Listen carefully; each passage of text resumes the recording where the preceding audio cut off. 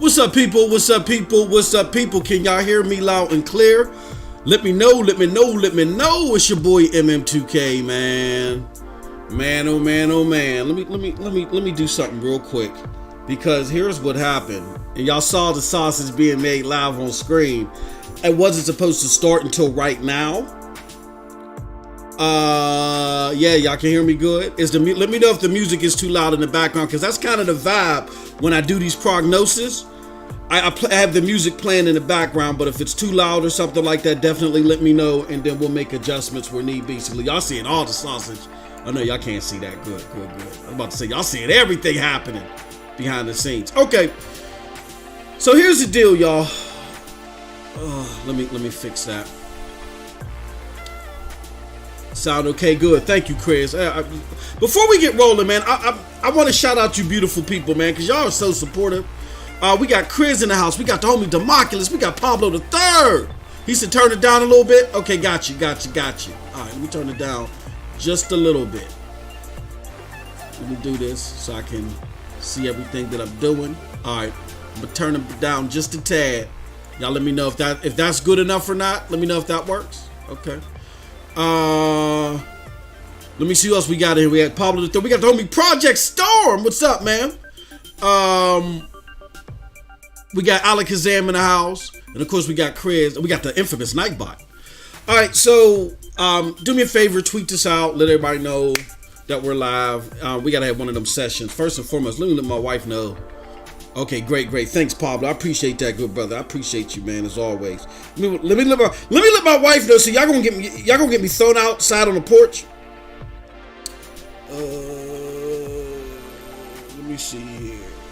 Y'all gonna get a brother thrown outside on the porch. I'm gonna have to sleep on the porch tonight.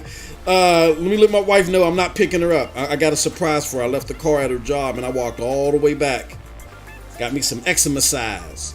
Yeah, I wasn't planning this. I was going to do my normal stream. I stream on Twitch. For those of you that don't know, I stream on Twitch. I do that every morning. Then I go pick up my wife and we start back again at 2:30. And for those that are supporters of me on Twitch, I deeply apologize. You know what I mean? I'm gonna make it up to you guys. We're gonna do something, because I got a lot of support last week, and I am not doing those guys any justice by cutting off these live streams for these individual things. So I definitely want to do something, and I deeply apologize for that. Also, a reminder, TSI podcast, you know what I'm saying? The big Stadia podcast, you know what I mean? With the Stadia Avengers, me, Chase, Eddie, Brian, Meg, 6-4 is airing tonight. I believe 8 p.m. Eastern Standard Time. You definitely want to be there for that, because it's going to be some lively discussions, and we got a lot of lively stuff planned for the after show. So you definitely want to tune into that. And then we gonna be drunk as skunks. No, that's the show where we do our drinking too. And it's gonna be a lively show, because it's gonna be a lot of lively, reasonable discourse and debate over this matter, because I don't think the entire panel agrees with the sentiments that I'm about to give. Here's the thing. So let's get right into it. I did a lot of bucking and dancing so far without getting into everything. Oh, one last thing. I'm sorry, y'all. I gotta do this. Here, let me switch this up. So this right here is the PNTS network website. Right now we have implemented a feature called Yappa comments. So you can leave a comment via Yappa, and I will play the comment live on air. You know what I'm saying? And by you leaving a Yappa comment, you can either leave a video Yappa or just an audio Yappa. But by you leaving a Yappa comment, you will be registered for a chance to win a copy of Mortal Kombat 11, the Aftermath Collection, which retails for $99.99. You will be able to win that for Stadia. Leave a comment, you know what I'm saying, and that'll register to you. You can leave multiple comments too, and you'll get multiple entries. I want to say right now it'll max out at 3 per week. Let's do that. Hey Storm, let me know what you think about that. 3 per week. Or hit me, let me know. But if you leave multiple comments, you'll at least get 2 entries. I'll put it like that.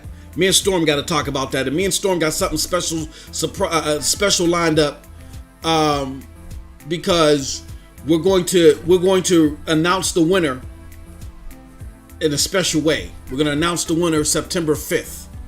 All right. So you got to get your Yappa comments in until September 4th. You got only until September 4th to do that. All right. Now, with that said, let's get into the nitty gritty. Okay. Let me switch back here. Well, let me do this. How about y'all? Let me know how y'all feel about this. This is the Google Stadia presentation. Let's talk about this while we're okay. So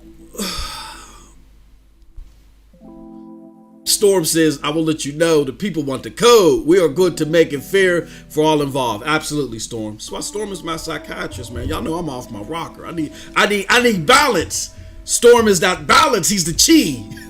He's the chi for the crazy. And I'm definitely off my rocker. Okay, let me stop babbling, bloviating. Let's get straight to the point, y'all.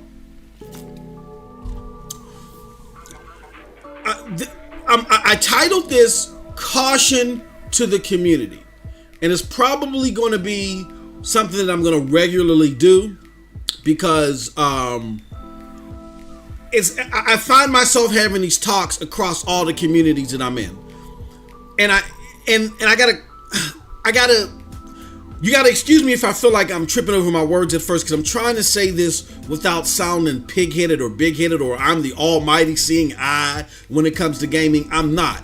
It's just sometimes I always keep my head on the swivel, and I just sometimes happen to catch things that people often miss. It's not that I can break down things better than this one or that one, but I'm looking at various sectors in front of me, and I think people may miss some important information. So I find myself having these talks with the community like, hey, don't forget about this, y'all. Look, don't have short-term memory about this. And, people find it helpful. And I appreciate when people do that with me, too. Oh, yeah, I forgot about that. I did it with the Xbox community. And I'm not going to dog them out. I did it with the Xbox community. I've been doing this since 2018. And they were like, oh, whatever, MM2K. They were having short-term memory. And then when that game show came for Xbox, everything that I said to look out for resulted in that game show. And all people could say was, yeah, MM2K, you was right. Yeah, Marsh, you was right about that. You know what, you were right. But it's after the fact now. It's too late. And all I can do is look at them like, I was trying to remind y'all about this stuff, but it's too late now. All y'all can do is lower your heads and say, well, I wish Xbox would do this and I wish Xbox would do that. I don't want that for this community. I get sometimes our emotions get us on a high, and sometimes they get us revved up and we start rolling down one lane or another, and we're not looking at everything in totality. And I don't want the same for this community. So that's why I say caution to the community. It's going to be episode 1. Episode 1 is going to be with the Stadia community over this PGA2K21 thing, man. I think that there's a lot of things that we're not putting in proper perspective. And again, I'm not saying this to discredit anybody's opinion. You can't. I'm with Next Gen 720 on this of Broadband Bullies. Definitely check out our content there. I know it's crazy and zany, but you get a lot of facts and you get a lot of hard hitting sentiments there. And one sentiment from Z that I think is just prominent anywhere is that you can't be wrong for your opinion. Your opinion is your opinion. It's just that before we talk in absolutes about stuff, before we start talking about things like they are fact, we got to make sure that we dotted every single I and we crossed every single T, and we're not basically trying to skyrocket speculation. All right? So here's what I want to say first. What I'm about to share with y'all is in full support of reasonable discourse.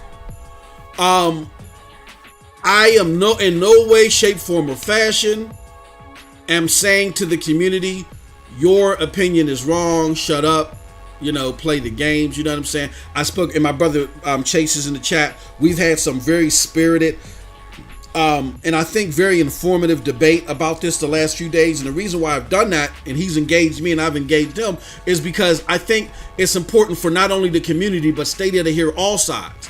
Because even at the end of this conversation, I can feel like that I'm right and the data can support what I'm saying and I can be right. But if the community if 90% of the community doesn't feel what I'm saying, they ain't eating my food, it don't matter. And Google has to balance those expectations. So it's important that everybody's voices get heard, that everybody's opinions get put on the table, and we don't tell anybody, any one person to shut up. Okay? That's not a good way to handle this. Everybody's voice should be heard. I'm just saying, as a cautionary tool, I think we're heading down a path in some of these discussions that's going to put us in a bad spot, right? So again, this is in full support of reasonable discourse. Now, we spoke about Stadia not being a premier platform. I've said that over and over again. And what do I mean by a premier platform is that even though at launch, many may have had, but by no fault of their own, but they may have had the misconception that out the box, Stadia was ready to buck with Nintendo, PlayStation, and Xbox. Now, I never had that expectation. I followed a lot of that. I didn't even see the GDC and the BBC and all that, whatever else was out there in regards to Stadia. What you see on the screen is all I saw as far as the presentations. I ain't seen Connects. I didn't see the GDC. I didn't see none of that stuff. And even with the little bit of limited stuff that I saw, I knew out the box, this is not going to be a premier platform. Why did I know that? Because of my coverage of PlayStation and Xbox. They have tens of thousands of games under their lineage, this platform. Under this in this generation. There is no way that Stadia can buck with them out of the gate. Especially what I did know is that at this conference that you're looking at the screen right there, they only opened development to all developers at that conference. That was 2019. So if you're opening it up to developers only in 2019, how in the hell can you be ready to compete with an Xbox, a PlayStation, or a Nintendo in 2019, let alone a 2020? So therefore, to me, dare I say, it was common knowledge. This was not going to buck with it. What I wanted to know, though, is was it going to have games that I liked, for one? And for two, how were the games that I liked, how were they going to play? Were they going to have the convenience? Were they going to have the performance that I was expecting? Now, I was only expecting to be able, all I wanted to do with Stadia outside of testing it for the community was I wanted to play Cyberpunk 2077 at 60 frames per second. That's all I cared about. So again, my expectations were low, but still, that's all I cared about personally. But as far as with the community, what I thought was fathomable for the community was this thing going to play the games? Was this thing going to have games that people liked? And how was it going to play them? Not was this platform ready to take out PlayStation, Xbox? No. Was this platform going to show how in the future it had something to rival and even outshine the consoles on? Oh, hell yeah. Yes. Because if they were guaranteeing 60 frames per second at a low minimum price of $130 at the time or $10 a month, hell yeah. Because for you to get those 60 frames per second, if you wanted it via a console, you had to pay $400, $500, $600. You want it reasonably at good refresh rates for a PC, you got to spend $700, $800 for the current games. And people say, no, you can build a PC for $400 and get 60 frames per second. You're getting soupy ass textures if you do that for $400. Let's keep it jiggy now. Let's keep it jiggy. You're getting soupy ass textures for $400 out of a PC if you want 60 frames per second. Stop it. So I said for $130 entry fee, never having to pay another entry fee again except for the $10 subscription, 60 frames per second on the go, I'm in. I just needed to have the games that I like. And when Uplay Plus was announced by Phil Harrison, I can't remember where. I'm still looking for the receipts. If y'all find it, let me know. But I heard him say this, that Uplay Plus was coming early 2020. I said it was a no-go for me. You know what I'm saying? Not a no-go. It was a no-brainer for me. All right. However, as far as that's me. Those are low, quote unquote, expectations for the average gamer. The average gamer wants a plethora of titles. They want a plethora of heavy hitting titles, and they want access to the newest titles. Stadia was not going to present that, and I didn't expect them to present that outside of Uplay Plus. Outside of Uplay Plus, Marvel, Cyberpunk 2077, the games that they announced, I didn't expect that. Because they didn't talk about being able to provide that outside of that. And I get that the advertisement was big and grandiose as far as what they presented on the stage that you're seeing right now. But I'm someone that trains myself. I don't get caught up in the weeds. I've been doing this for long enough to where I know how to go over corporate speak, to ignore it, and to look at the substance right then and there at the root. And right then and there at the root, the only thing that you were promised was Marvel, Cyberpunk 2077, Doom, Uplay Plus. You were not promised, we're going to get you all the grandiose games ASAP. When I went back and watched all this material on top of this, which you see on the screen, it became even more evident that they didn't even promise none of that stuff. I was shown that somebody referred me to the Google I.O. of 2019 as well. And then it started becoming more and more clear. So again, for those of you that got caught up in the marketing, and then some of y'all did a little bit more. Y'all did some of what I hate to say it, y'all did some of what the Paris Lilies and everybody was doing, even some of us at Broadband Bullies. Oh yeah, Stadia's gonna be this, Stadia's gonna be that, it's gonna be a Netflix model. Yeah, all 22 of those games is gonna be accessible to you for only $10 a month. They never said that.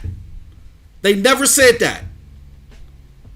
Y'all were falling into the media rhetoric and the hype. And I'm not saying everything that Stadia said was super transparent. I'm not saying that. But a good swath of that, y'all did to yourselves.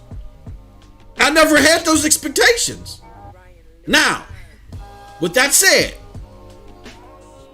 reality or perception is 9/10 of the law. So they had that perception out there. And then what Google didn't do is, even though the media and the gaming brass did that to themselves, they didn't bring down those expectations well enough. They let people ride on those expectations until they were finally questioned about it. And that was bad. They did do that.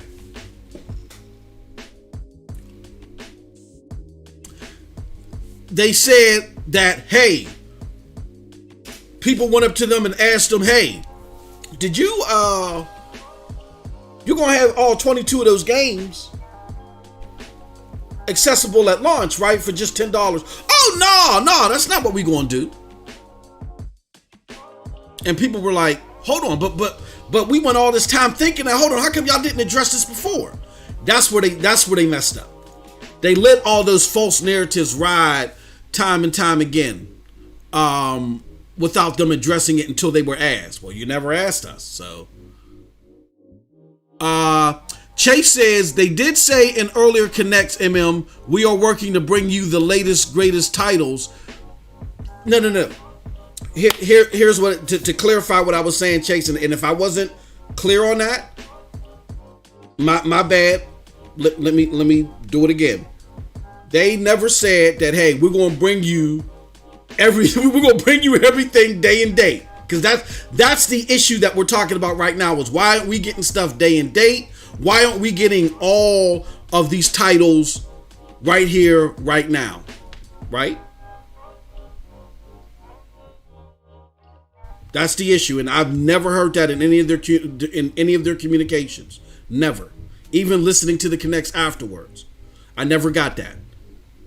And right now, what you have is a direct quote where they said, we are working to bring you the latest, greatest titles. That is too vague. That's what I'm saying. They were saying very vague stuff that I think the overwhelming gaming community started filling in the blanks for them. And you never, ever do that. We are bringing you the latest, greatest titles. Sounds so cookie cutter and so generic to me. I would expect anybody to say that.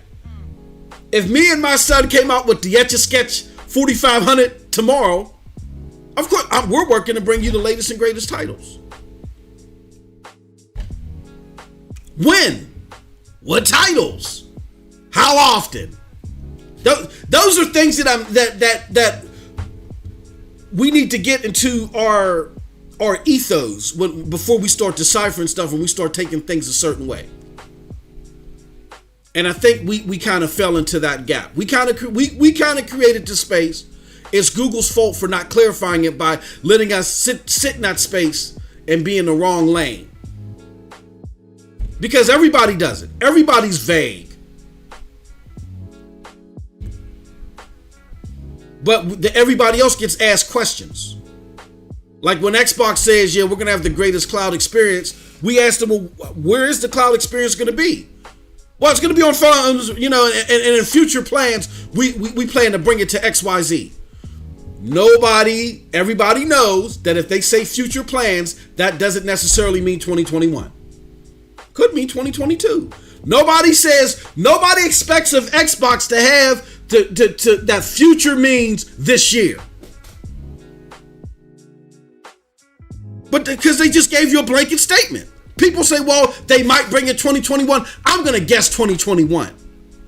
So my question back to the community is, if when Xbox gives blanket statements, we don't solidify it and fill in the gaps, why are we doing that with Google? Google's only 9 months old. If we don't hold gaming companies that are decades old to certain standards, why are we holding Google to that standard? It boggles me. It really confuses me. So basically what I'm trying to say with so many words, the shorter version is, we cannot, for Google, just because they're Google and we know they got a lot of money and they're coming in, we can't just fill in the blanks, but yeah, Google's coming in here, so this is what we want to do. Our ideas got too lofty is what I'm trying to say. We were putting expectations and we were filling in gaps for Google that we don't do for anybody else. When PlayStation or Xbox makes a blanket statement, we still wait for them to fill in the gaps. And we weren't waiting for Google to fill in the gaps. We were filling in the gaps for them because we said, ooh, Google's coming in here. They're big and they got money. So they must, when they say this, they must mean this. No, we got to stop that. Can't do that. That's setting ourselves up for disaster. So, with that said, again, I told you, this platform is not a premier platform. I've said it over and over again. People just don't want to, they don't want to merge with that reality. And I get it, I understand it. We love how the platform works so much, it's so smooth. We wish for it to be a premier platform. But if the platform maker doesn't want it to be a premier platform at this point in time, there's nothing we can do about that. We cannot make the platform maker make it a certain way if they have no intentions of doing it that way. That is out of their scope, the quote unquote business term. It's out of their business scope right now. They don't want it to compete with Xbox or PlayStation right now.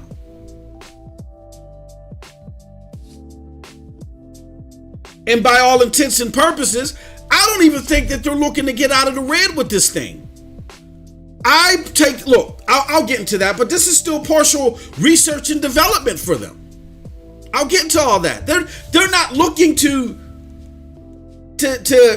profit heavily off of this platform. When they have their investor calls, they talk nothing about Stadia. Why?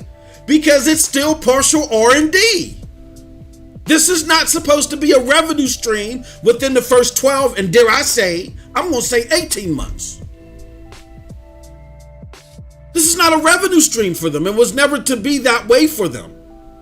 It was to provide data for them, and it was supposed to subsidize further development going into Gen 2.0.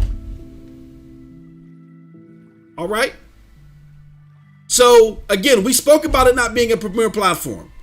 Now, I get it. Some people aren't having it, again, because they want it to be a premier platform because it plays so well. But regardless of it, again, we can't make it something that the platform maker does not want it to be. If I go buy a steak and I bite into it, and I be like, oh, this thing don't taste like chicken. What the hell's wrong with you? Put some sage on this.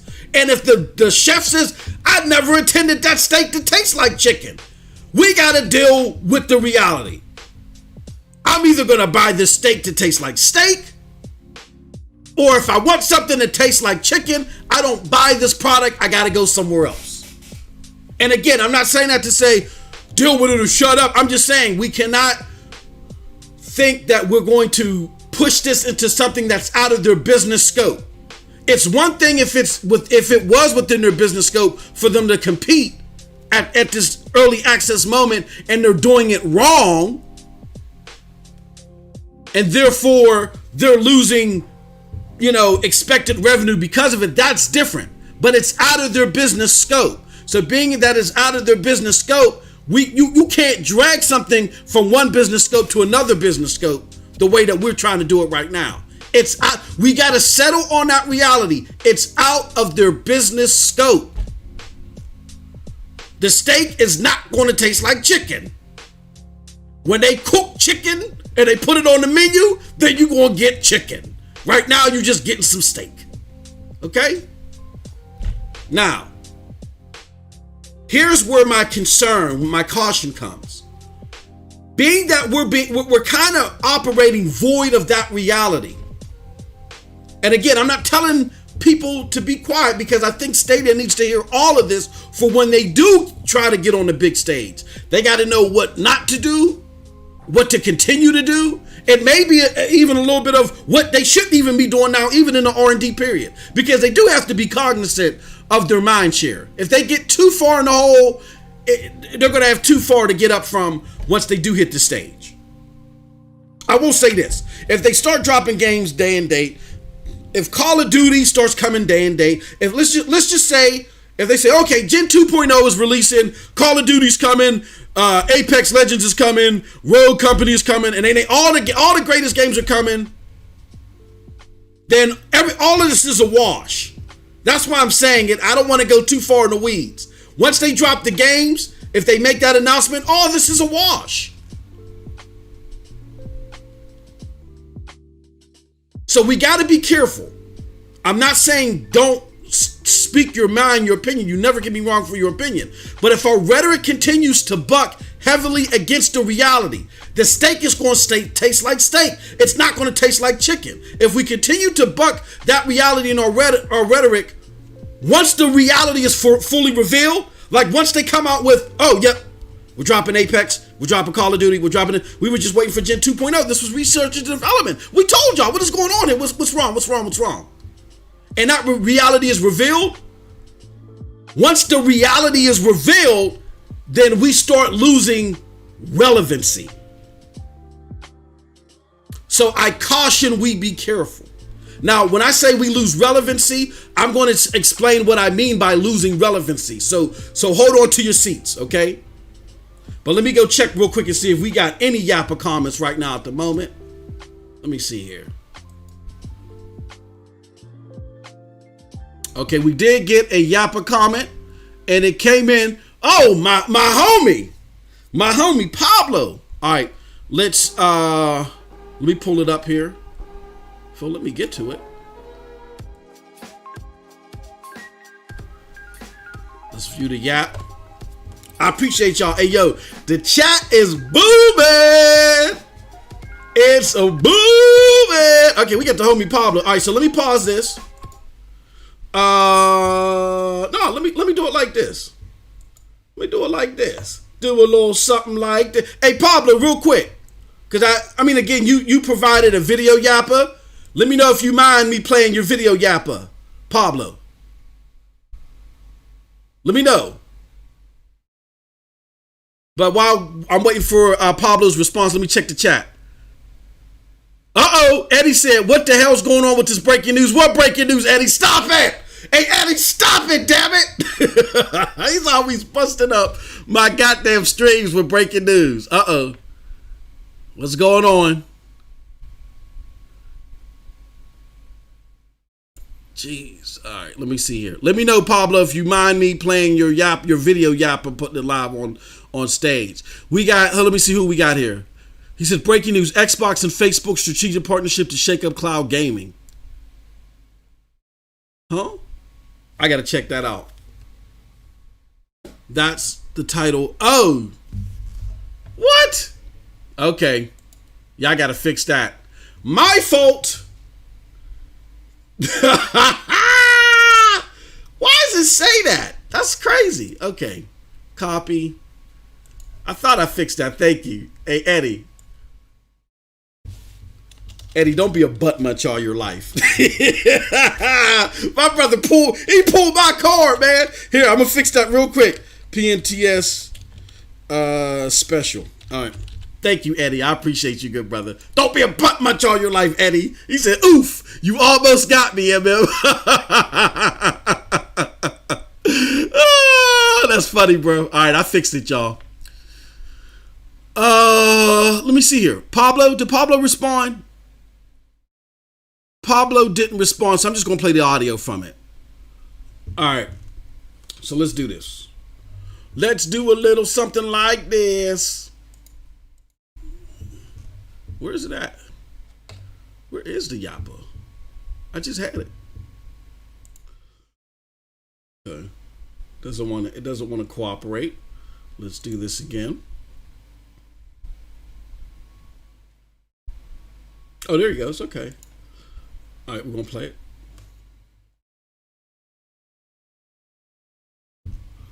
Oh, I can't. How come we can't hear Pablo? Oh, Pablo, I don't think your volume is up, bro. Uh-oh. Let me try another one to make sure. Hey, guys. What? Oh, Pablo. You must have had your mic muted, Pablo. You got to send another one, brother. See, he's trying to scam the system. Pablo trying to get 2 entries for the free code. No, no, send another one, Pablo. Send another one. The audio didn't come through. All right, shout out to the... Okay. Yeah, send another one. All right, let's put the music back on. When you send another one, let me know, Pablo. All right, so, again, the thesis of this is we lose relevancy when our rhetoric is too far attached from the reality. Now, let me explain what I mean. Again, and I'm not saying this to say, hey, y'all, shut up and play. You know, I think that's one of the most, I'll just say it. It's one of the most abhorrent ways to approach this. Why do I say that? Because I am fully down with discussion. The reason why me and Chase, for instance, engage each other every day is because I purposely, for my own intentions, I want Stadia to see this.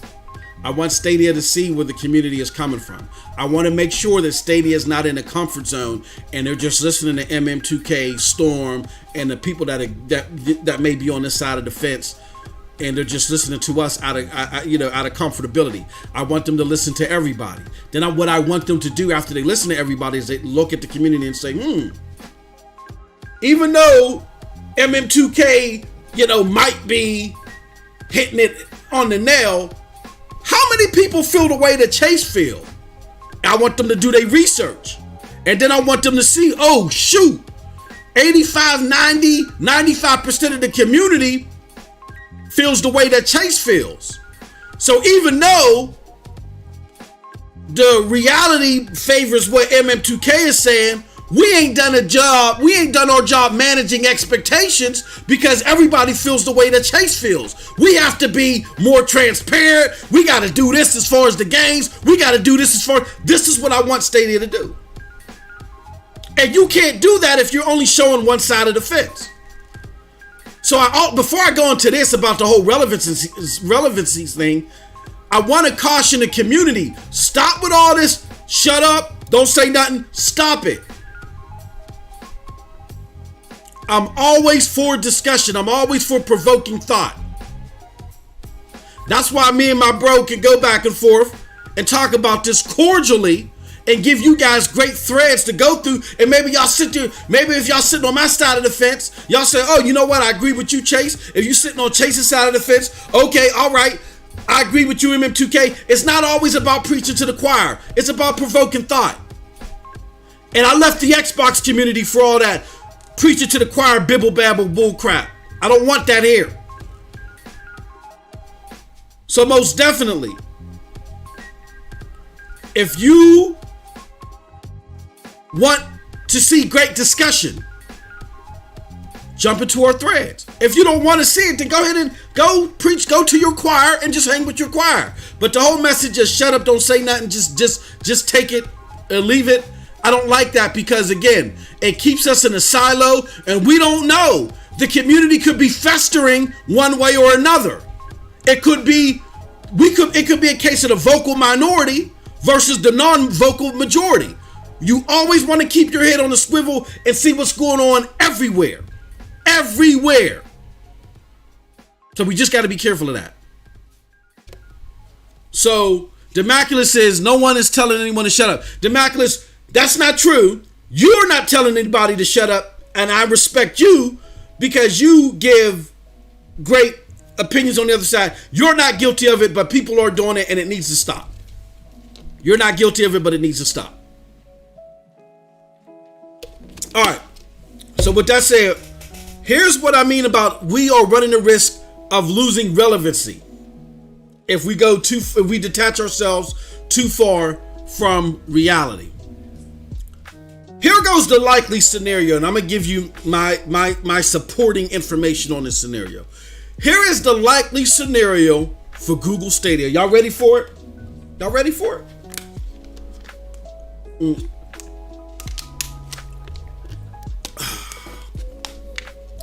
Here's the thing. All right.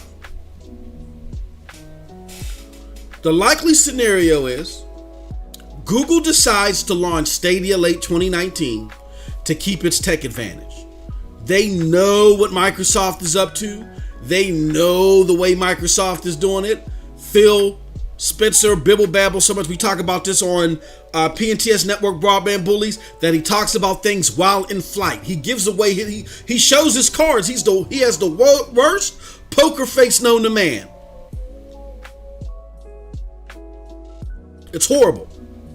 And because of that, Google already knows his whole outfit. They know what they're about to do. And they realize they're sitting there watching like, wow. I put it like this. You know how Microsoft said, we're excited for the Xbox knowing what PlayStation's done? And it come to find out that their show was a fizzle fest. Well, Google was truly excited when they found out how Microsoft was approaching cloud gaming. They were excited. Hold on one second. It's hurt on the street. I gotta let my wife know that I parked the car. She gotta walk, just go walk half a block and get the car damn self. Anyway, all right. Google was excited, but they said, "Look, we're at a disadvantage. We ain't got a big lineup. We don't have established relationships. Microsoft got that on their side. And at some point in time, if we wait too long, they will catch up to us. And plus, they got this machine that's going to be able to do 4K 60.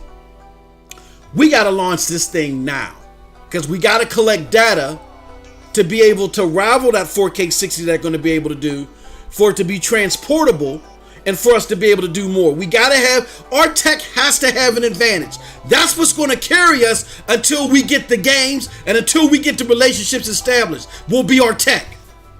That's what's going to give us a fighting chance. And that's true, right? But we agree or not that if they can't do nothing about bringing games automatically. That has to be built over time.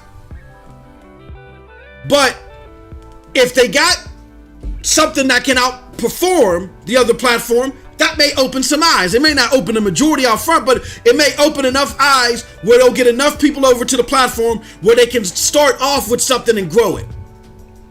So they said, we got to release in 2019. Let's gather up as many games as we can. Let's do what we can. Let's do this project stream. We got to do it.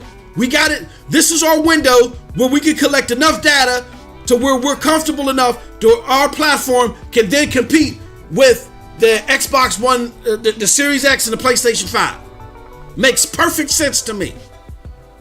If you release too late, if you come out late, we all know what happens to the platform that comes out later. We all know what happens. And we also know that Microsoft is not sitting on their hands. They're scared of Google. They are fighting for their lives to get their tech caught up. So if they're sitting there releasing Xcloud and collecting data for Xcloud, and Google's just sitting there waiting and saying, well, we're going to wait to launch until we get bigger and better games, then they're going to lose the tech advantage.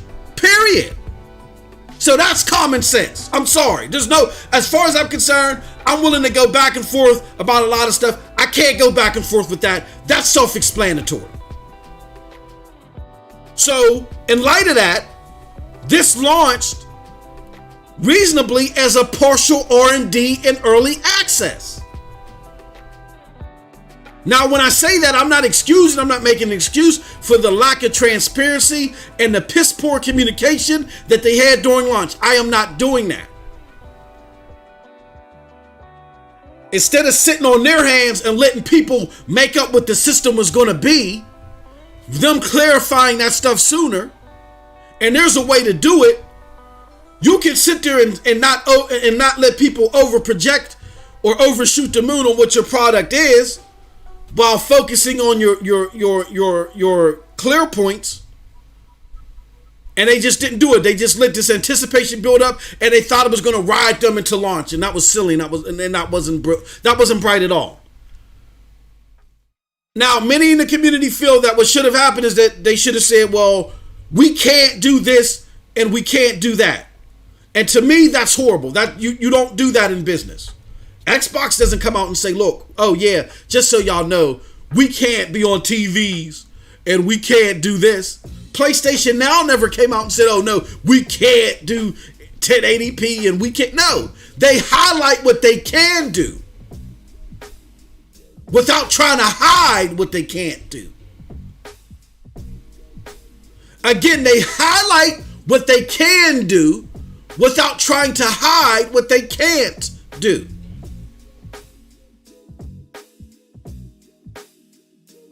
We can't set expectations for Google that we're not setting for anybody else. If y'all wanted Google to come out there and say, hey, look, we want y'all to do this and we want y'all to do that, you got to have the same expectations for Xbox. Eddie Player One says, sent a video. Oh, okay. All right. I'm going to get to that. Well, you know what? Let's get to it right now. Eddie Player One got a Yappa. Let's see the homie Eddie Player One's thoughts on this all together. Now, which Yappa is his? Is it this one? I'm going to try this one. Okay. Let me pause the music. Oh, we got Eddie. Hold on, Eddie. Hold on, Eddie. You on camera? You want to be on camera? Well, yes, you do. You don't care. Eddie don't care.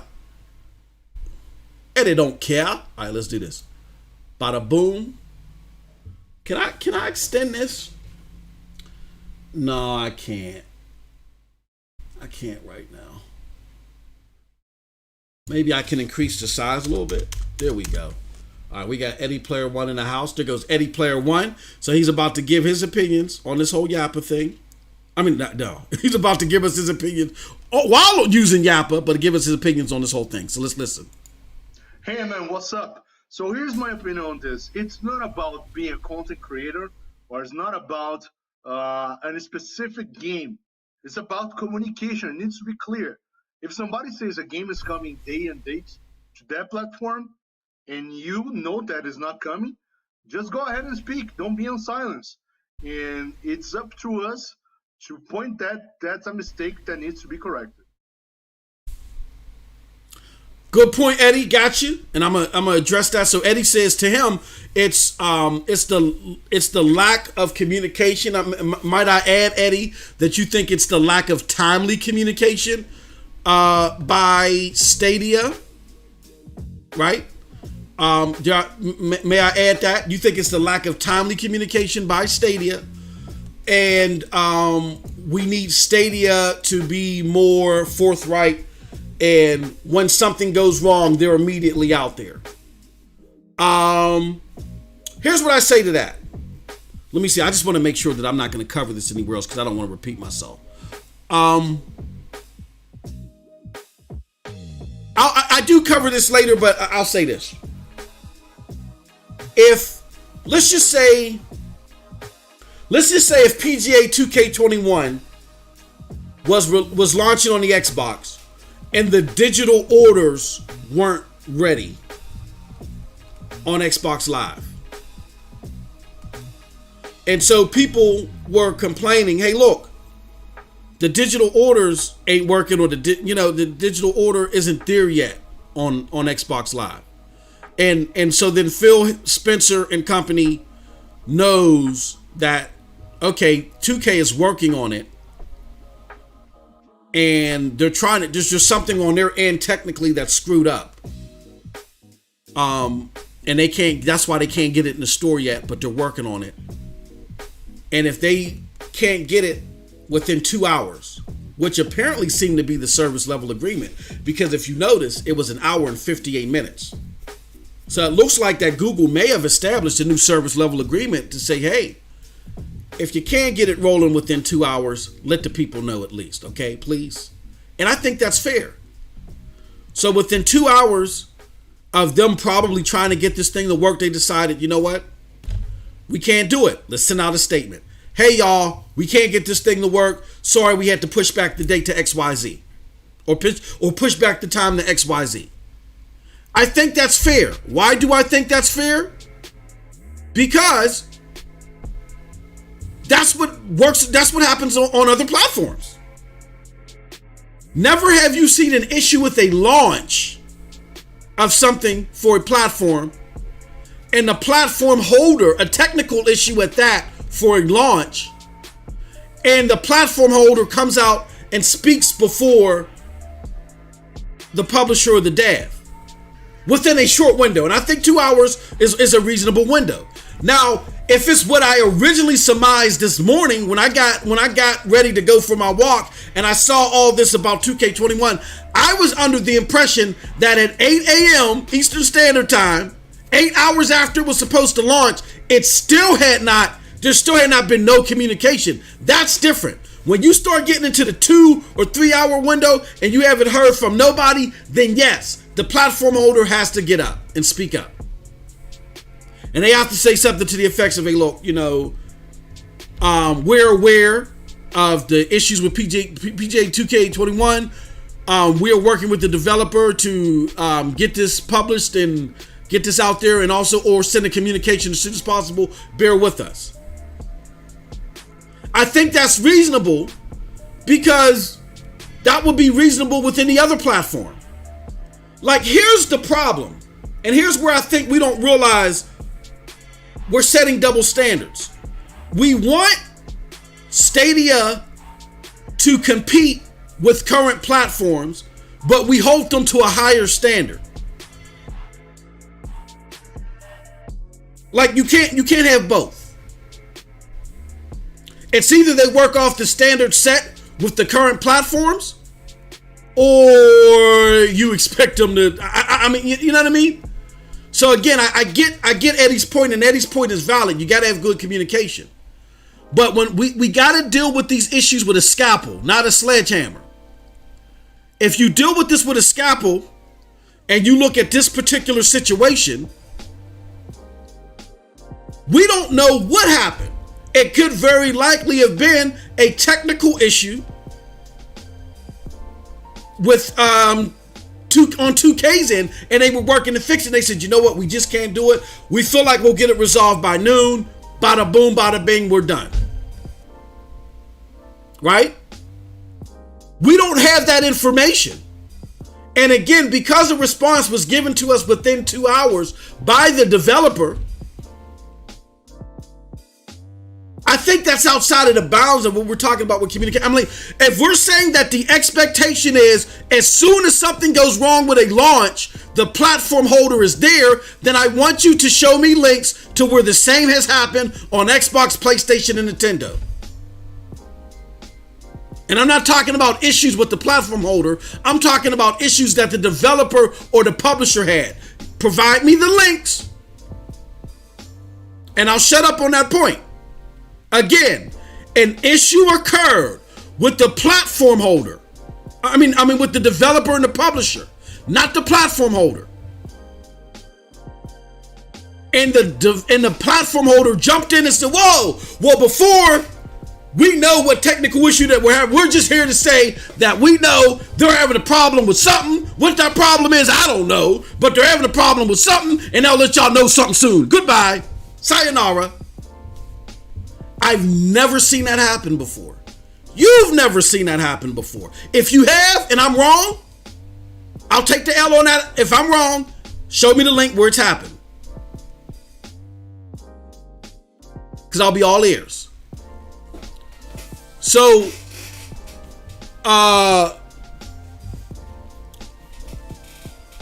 here's where I say we gotta be, and that goes into my point on the whole reality thing.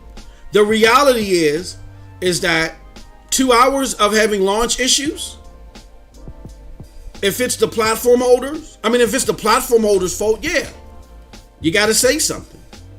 If it's the developer's fault, then yeah, they gotta say something. Now, if we're getting into the 3 hour mark and the platform holder and nobody said nothing, then yeah, the platform holder gotta speak up. Whether they know it's a technical issue that they're working on or not. Okay, this is too long. What are we saying though? Again, before we set a standard for Stadia, who we want to compete with consoles, not super PC. If we want them to compete with consoles, then the business norms, we got to spread across the board. We can't set them to a higher standard as far as the business norms. We can set them to a higher standard as far as performance because we know they can have performance. Like, for instance, I got an issue with the fact that Elder Scrolls Online doesn't have a 60 frames per second mode. That is setting them to a higher standard than console, but I'm setting them to that higher standard because I know they can perform better than consoles in that area. So why the hell isn't there a 60 frames per second mode? That's different. You cannot set the business expectations for Stadia higher than you can for Xbox or than you can for PlayStation. That's just not fathomable, especially with the fact that they're not going to do it and they've been around for decades. You expect somebody that's been around for 9 months, who's like the redheaded stepchild of the game right now, to be able to have a sharper business practice than people that have established relationships and have leverage with these companies? No, that's just not fathomable to me. So that's what I'm saying there as far as PGA 2K21 is concerned. Their response was, to me,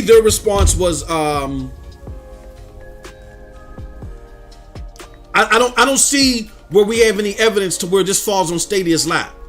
Again, if we expected Stadia like within a half an hour to say, oh, we know there's something wrong with 2K21. What? We have no idea because it's happening there, but we'll let y'all know.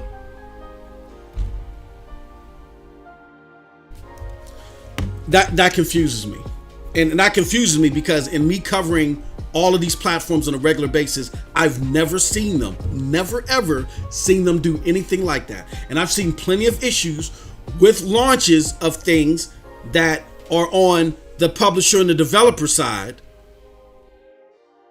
that Xbox doesn't come out and say, oh no, this ain't our fault. This is their fault. You got to deal with them. They don't say, if it's several hours later, then yeah, please refer to XYZ. But I've never seen Xbox with a launch issue. Let's just say the original Division of a launch issue, because I remember because I pre-ordered the original Division. That thing had all types of launch issues. I've never seen Xbox come out and say, oh no, it's not because of people were going online. I remember that had Xbox that said, I see Xbox sucks. It's Xbox's issue. And it wasn't an Xbox issue, it was an Ubisoft issue. Xbox didn't say anything. They didn't come out there and say, you know what, this was no, don't blame us. This is because they have to have a business relationship with them. Now, if you're getting into the several hour territory, then yeah, Xbox would have came out and said something. But they didn't say something within the first few hours. And I remember because I stayed up, I had to go to work. And I stayed up for hours waiting for that Division 1 launch. And I couldn't get in the game for 3 or 4 hours. Xbox said nothing. Ubisoft finally came around the 3 hour and 30 minute mark and they said something. That's Ubisoft's problem. That's not Xbox's problem.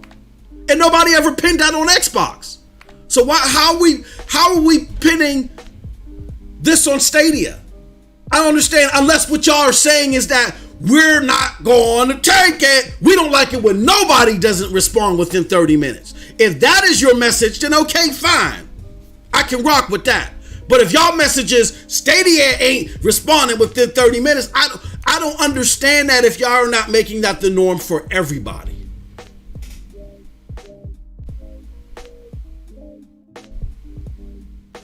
So that's what I'm saying. We have plenty of situations. We have plenty of examples where launches have gone sour and it was the platform person, I mean not the platform person, the developer's issue, the publisher's issues. Nobody responded for hours on the Xbox and PlayStation side. There was no expectation set. And I just gave you guys an example. Division 1. Division 1 is a prime example. And I was hot. Because I wanted to get a couple hours in and go to sleep and go to work. Xbox was nowhere to be found when there was issues with that. Ubisoft came in at the 3rd hour and 30 minute mark and finally said, oh yeah, we know, yeah, something wrong. Now, if you're sitting there dogging Stadia, I hope you were there for the Division, dogging Xbox for the Division. That's all I'm saying. We got to set reasonable expectations. Are there communication issues? Yeah. But every time something happens, this is a new platform. Every time something happens, we can't be sitting there trying to play 6 degrees of Kevin Bacon and trying to find a way to connect it to Stadia. 2K responded within 2 hours. That can be standard. Maybe it was a little bit too long. Maybe they thought they had it. They kept rebooting. And we don't know what it takes to launch a game on Stadia. Maybe they kept trying to figure out, we can do it. And then finally they said, you know what? Maybe someone from Stadia did call them and said, hold on. Y'all are getting close to the 2 hour mark, y'all. Now, again, it's the industry standard that this close to a launch, we ain't going to hop in there and piss on your parade. But y'all got to do something. And at an hour and 58 minutes, they said something. Again, show me a scenario. Let's not just talk blanket. Let's be specific. Show me a scenario where another platform holder jumped in within the 2 hour mark of a launch issue that was specific to the publisher or the developer. When you show me a link, I will shut up and I will take that L. We cannot have different business expectations. We cannot let a 20-year-old, 30-year-old, 40-year-old gaming company slide and expect a 9-month-old gaming company to produce the moon and stars when it comes to business service level agreement, SLA expectations. That's all I'm saying. Now, let me go back to the likely scenarios and all that good stuff. All right. Google decides to launch Stadia late 2019 to keep the tech advantage. And like I said, I don't see where it's not fathomable, where we understand why they did it in 2019. So the delay in the launch or whatever, they lose their tech advantage, and then they're in a hole deeper than what they're even in now.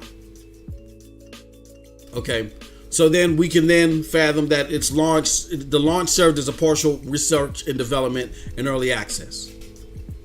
Now, the set parameters during that launch, as far as titles were concerned, as far as getting saturation, as far as mindshare was concerned, were simply this. The 22 launch titles that they came out with. Doom Eternal, that was coming out in December, a month after launch. Cyberpunk 2077, Marvel, Uplay Plus. Now you sprinkle in there Ghost Recon Breakpoint, Borderlands 3, right? Those still, Ghost Recon Breakpoint, Borderlands 3 still came out as expected.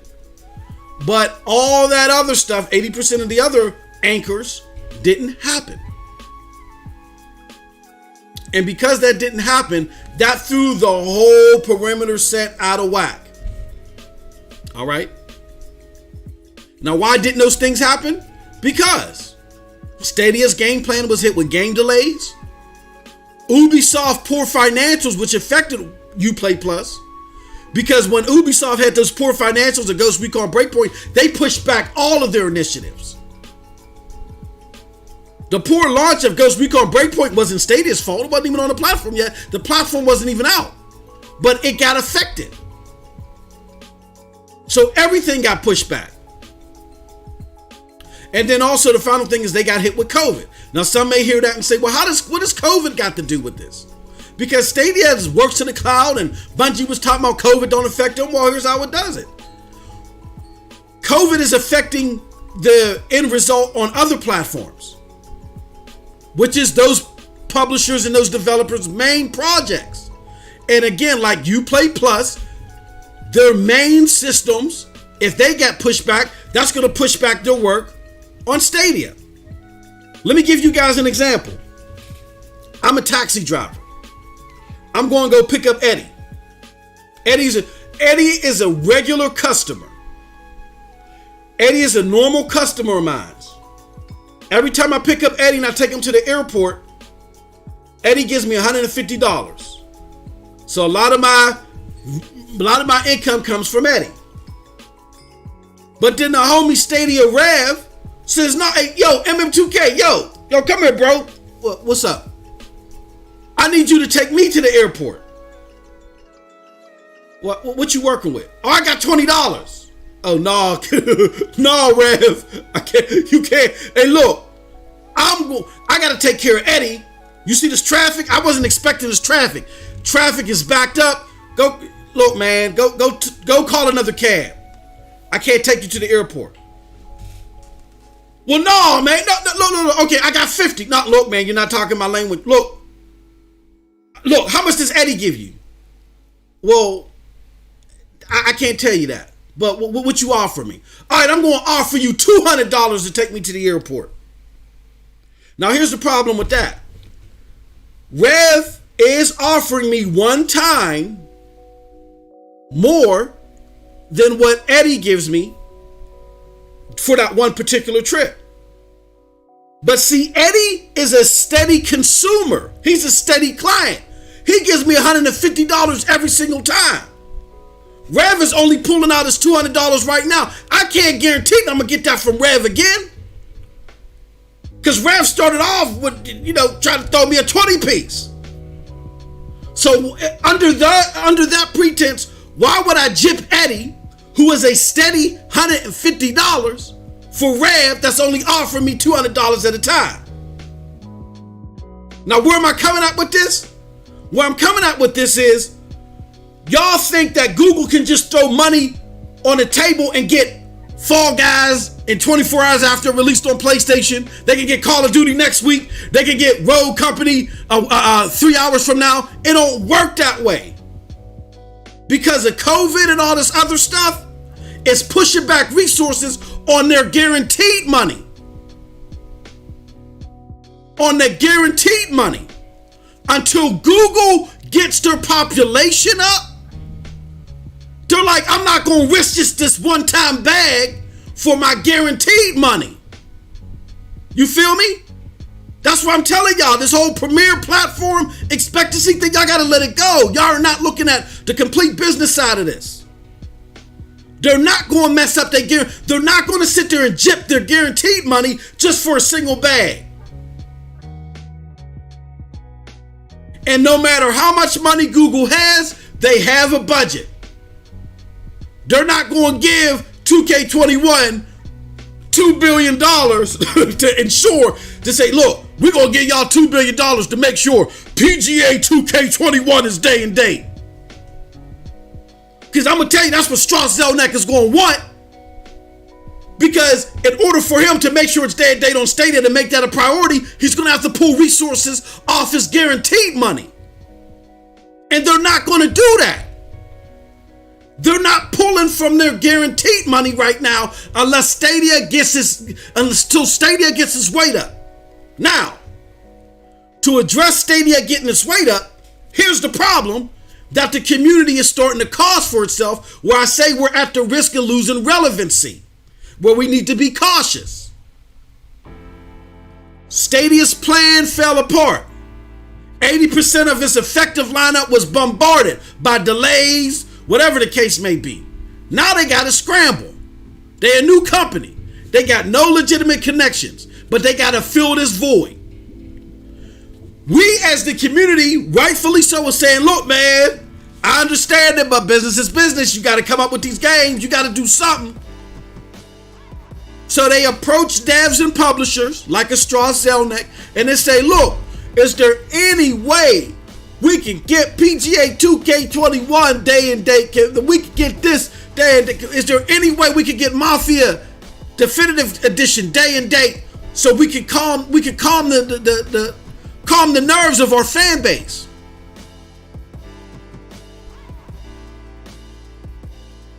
And they say, well, what is it that you're going to offer?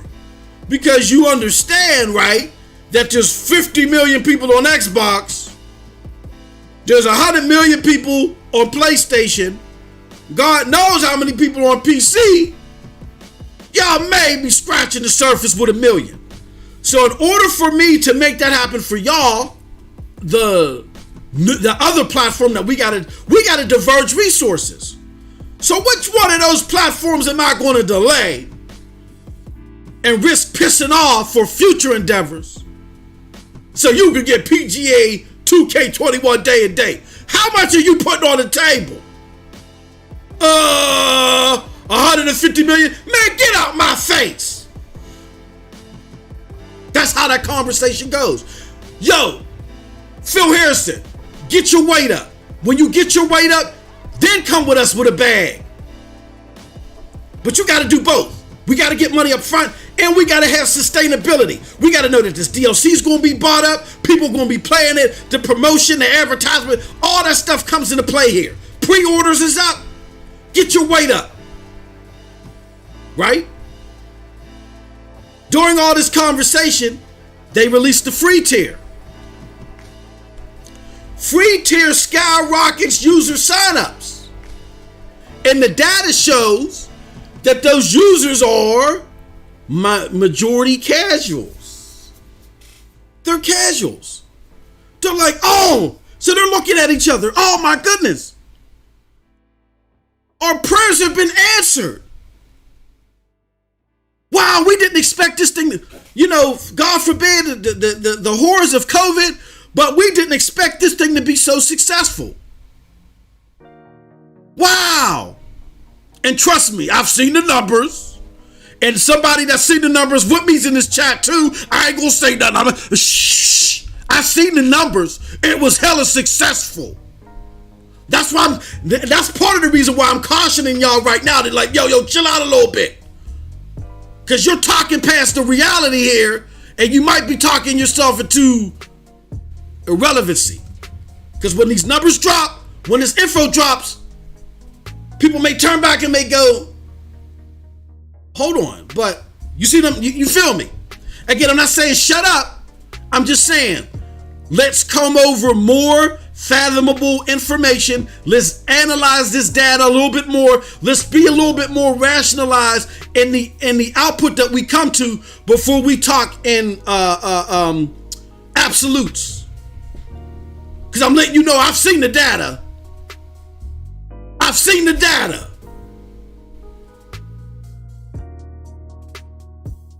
So what I'm saying to you is, they said, oh my God, our prayers have been answered. We got to get our weight up. We got to get our weight up. And wow, these casuals are flocking to the system. We're at a standstill with the hardcore, and we got to keep working for the hardcore. Look, the hardcore stuff is still coming, but they're not eating any of our food until we bring them the games. And we just simply don't have the games right now. Our whole business apparatus was uprooted when, again, Doom got delayed, even though it eventually came out, but it came out at a bad time. It didn't have the impact that Stadia needed. When Doom got delayed, Cyberpunk got delayed, Marvel got delayed, Uplay Plus got delayed. They're still coming, but we can't get a full grasp of the hardcore until we get that content out, and that content is going to take time.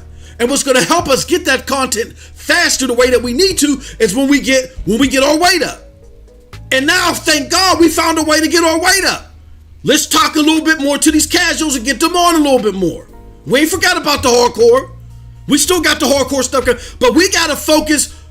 We got to focus some energy, more energy than we have on the casuals, because that's what's going to convince the Strauss Zelniks, the heads of EA, and everybody else to get their stuff to us even faster. Because even though the hardcore likes XYZ titles, what puts those titles on that platform is their casual base. Because they say, when they look at your casual base, they say, this is our potential outreach on that platform. Let me give you an example.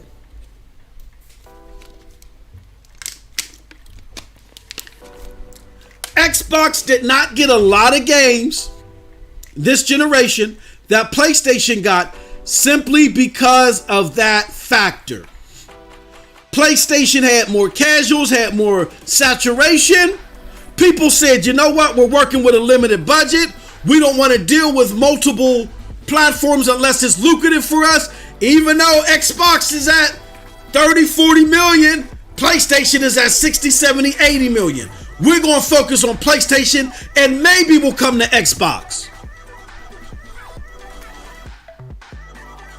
Now, if you think that developers were doing that and Xbox was at 30, 40 million, what the hell you think they're saying to Stadia when Stadia's maybe had 2.5 million people cross his threshold? We got to think of everything in totality, people. Everything.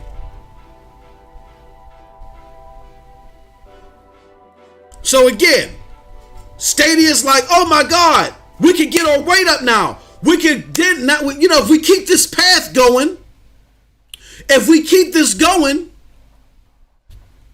we can then go back to these developers and these publishers and say, okay, now bring your games to our platform. Not only do we have this duffel to help and send the down payment, because that's all that duffel is. It's a down payment. The publishers and the devs care about the revenue that comes after the game is in the player's hands. That's what's most important to them, not the down payment. So now we got the down payment and we got the sustainability of revenue. Now we can get games faster. They go and do campaigns to court those casuals so you can start getting the games that you've been telling them that they need. And guess what happens? You get mad over the campaigns. You say, what did you focus it on the casuals like this for? Why? So again, if I'm Google and I'm hearing this, how am I supposed to respond? How would you respond if you're Google? Again, you got to balance the fragile third-party vendor relationships that you have with these devs and these publishers, because they're dealing with COVID and they really don't want to pay you much attention, but you gave them a down payment. They signed an SLA to bring you something. And you couldn't be too demanding in it because it's really not in their interest. They're doing it for the culture, really. They're doing it for the culture. The resources and the money that they got to put into bringing games over to a new platform, after they splice that out of that money that you gave them, being that they got to use resources that's going to be working on platforms that's going to give them more money, some of them really don't want to do it. They're doing it for they're not doing it for pure business purposes, like the homie Strauss Zelnick illustrated. He said, I didn't overshoot the moon on this on what Stadia was supposed to be. We doing it for the culture. We cool with it. We ain't overexcited, but we ain't angry about it. We doing it for the culture.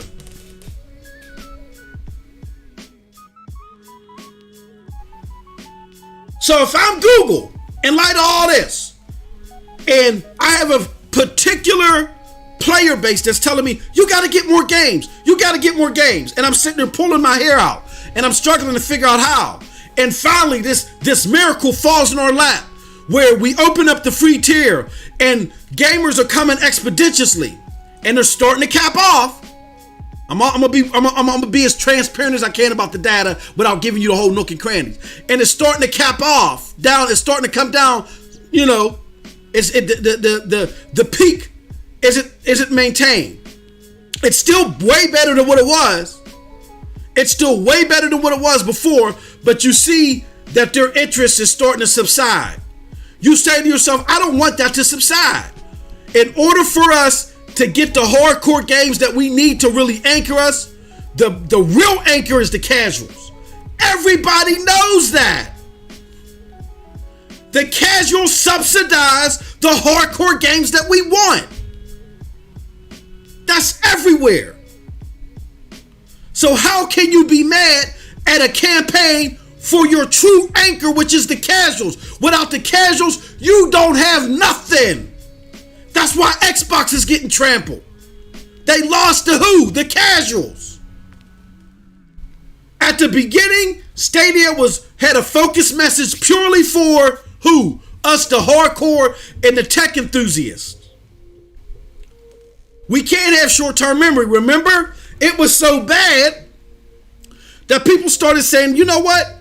Ain't none of these games family friendly. I can't play these games with my kids. Y'all remember that?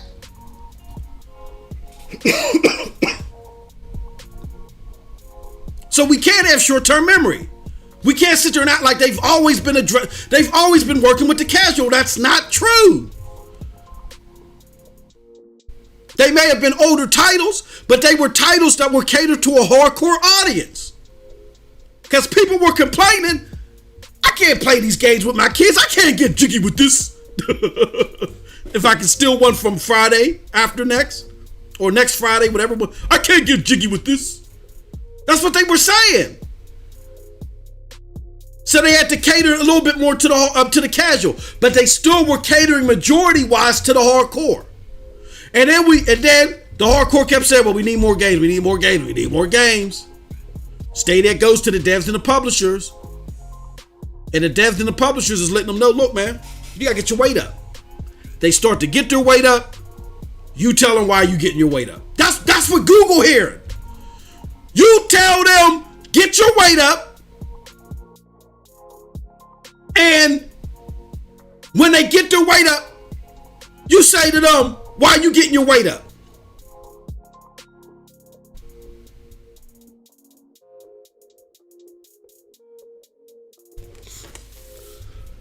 I'm confused. Again, I'm not telling anybody not to express your opinion, but I'm really confused on how we gather that from everything that's happened. You cannot look. Let me explain something to you. I don't care what game it is. No. I'll say it like this. More particularly hardcore games. If you don't have a strong casual base, you ain't getting those games. Why? Because hardcore games generally cost more to make. And because they generally cost more to make, there has to be a casual component to your player base in order to attract that developer or publisher to put that game on your platform. Because they want to get as much of all that damn money they spent back. Games are costing. 150, 250, 350, 400. We heard about Halo Infinite. $500 million and it still look like soupy mess. They still got to go back to the drawing board. There has to be a strong casual gaming component to your platform. And I'm here to tell you that those floodgates started to open for Google. Bigly. Bigly. And they started to subside. So because they started to subside, Google said, oh, we got to hold this a little bit longer. We got to hold this a little bit longer. So then came the Mortal Kombat 11 pushes and the things that they've been doing. Now, I can say that with the utmost confidence. The person in the chat I've been working with and combing through this can say that with confidence. Because we've been looking at data. But even without the data, that would still be my operator's Miranda as far as what I can perceive from what's going on. I don't know. Maybe it's because I cover the other platforms more regularly. And again, I'm not trying to make it seem like, well, because I'm special. No, ain't nothing special. That's why I'm excited about this, because I can't understand. I'm trying to understand. And I'm not saying that in a dismissive way, but I can't understand the polarity and the difference of opinion. But what I'm warning you is that if I'm Google and I'm at the end of this conversation, what I'm hearing as Google is I'm hearing, you tell us to get our weight up. You tell us that you need more games. In order for us to get you the games that you want faster, we got to get our weight up. We get our weight up, and you ask us why are we getting our weight up to get you more games. That's what Google's hearing right now. So you lose relevancy with them, but that's okay, because a lot of us are not here for Google. If not, most of us are not here for Google. We're here for you, the unsuspecting gamer. So now how does this play into the relevancy that we might lose with them? Well, when we talk in absolutes about speculation without concrete data to back it up solely, then when the truth drops, they're going to turn and look at us and be like, what? But hold on. But this is totally different from what? So I'm warning the community. I'm not saying you got to wholeheartedly agree with me, but I would be careful in talking in absolutes about speculation.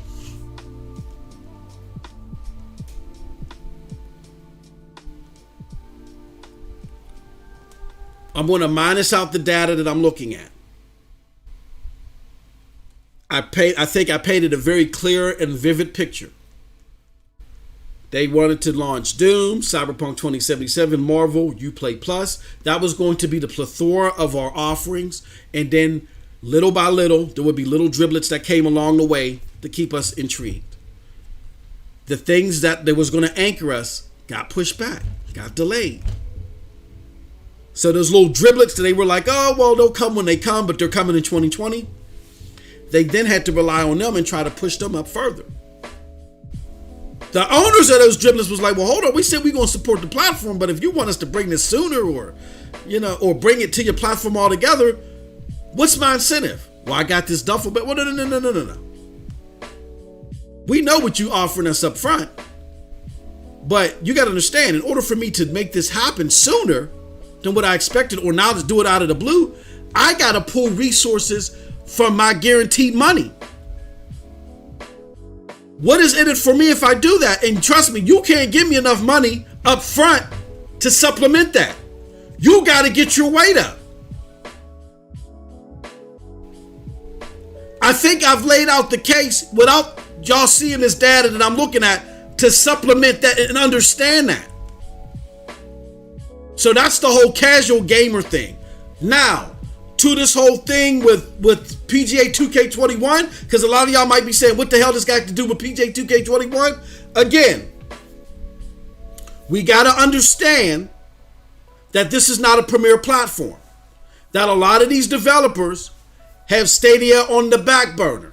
Again, it ain't got its weight up. They're struggling to meet deadlines because of COVID with their other platforms. Therefore, to them, missing a date with Stadia, they don't care. Now, if they run into a situation where they call up Stadia and they're having a conversation with Stadia, hey Stadia, or somebody, a relationship manager, whatever, hey, Strauss, is that 2K21 still dropping day and day? Oh yeah, man, everything's cool. We good to go, but we good to go.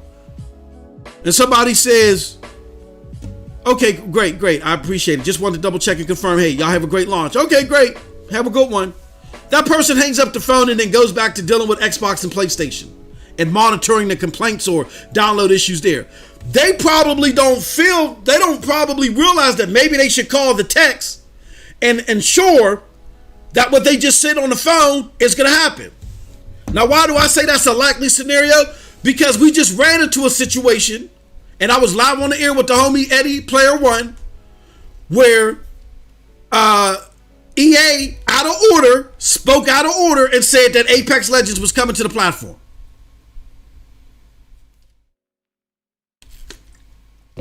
The people at the Washington Post confirmed that they put Stadia in the information guides that they were given. They were talking specifics on Stadia. It's coming to Stadia. When? We don't know. But that was a big goof on their side. With that being said, would that ever happen to PlayStation or Xbox? Hell no, that would never happen with them. Why? Because right now, during COVID, during these financially straining times, they really cherish the relationship with those entities because those entities got their weight up.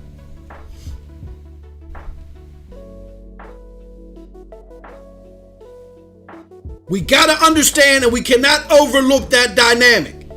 Because Stadia ain't got their weight up, these companies are doing some foul things.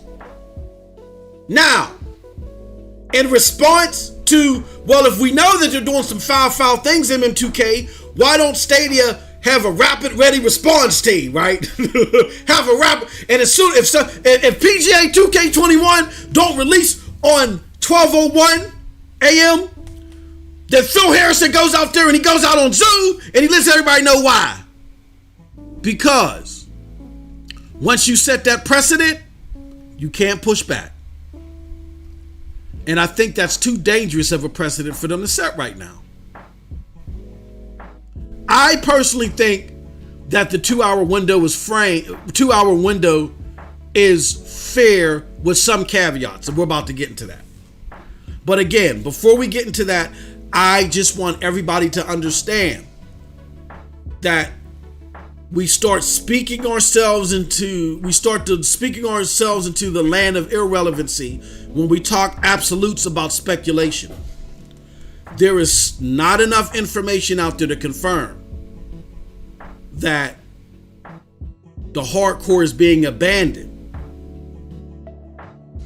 There's information out there to confirm that they're pivoting away from solely focusing on the hardcore, that they're pivoting more towards the casual. But that's a different message from pivoting away from the hardcore.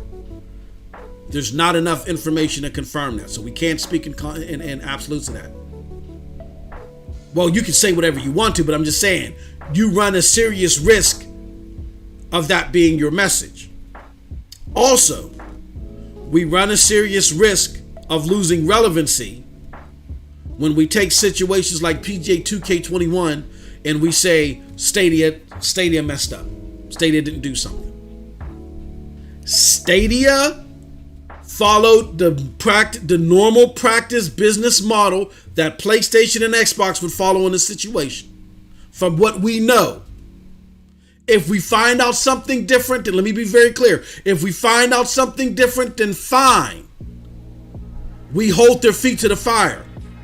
But as far as we know, this had nothing to do with Stadia. Didn't know it wasn't going to launch. Stadia don't sit there and watch every launch, just like Xbox don't watch every launch or PlayStation don't watch every launch, and they're ready to respond within 2 hours of every launch.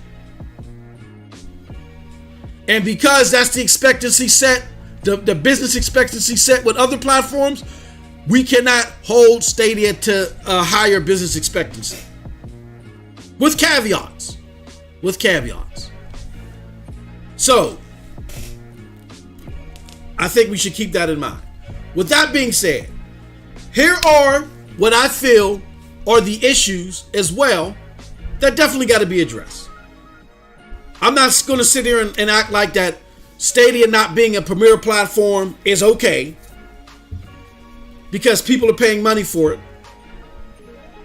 And I'm not going to sit here and make it seem like it's okay when there's no roadmap, or it's okay that people have no idea what to expect when it comes to their games. I'm not going to say that, because that is not fair, because people are paying money.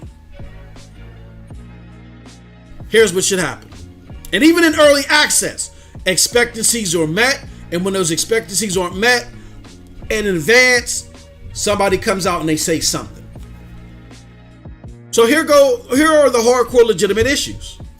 We need more games. We do need more games. There's no denying that.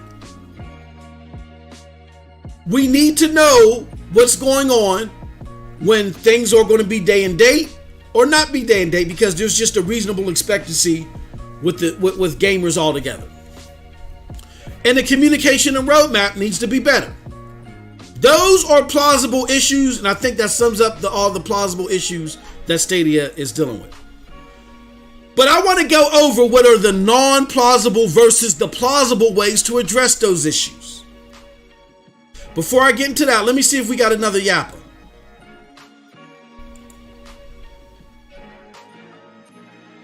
Oh, we got a couple more.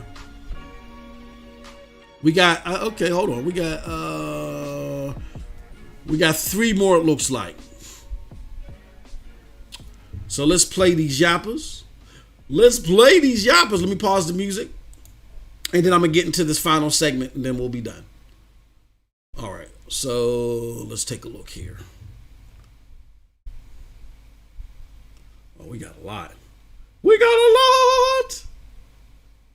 I don't know which is, okay. I don't know what order.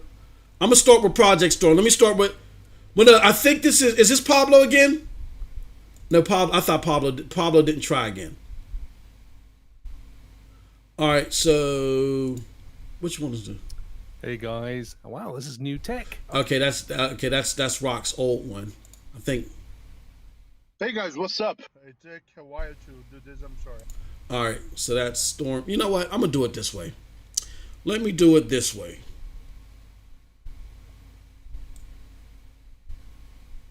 Cause Rock Corey praise. All right, we're gonna start with Corey's. I think this is a new one from.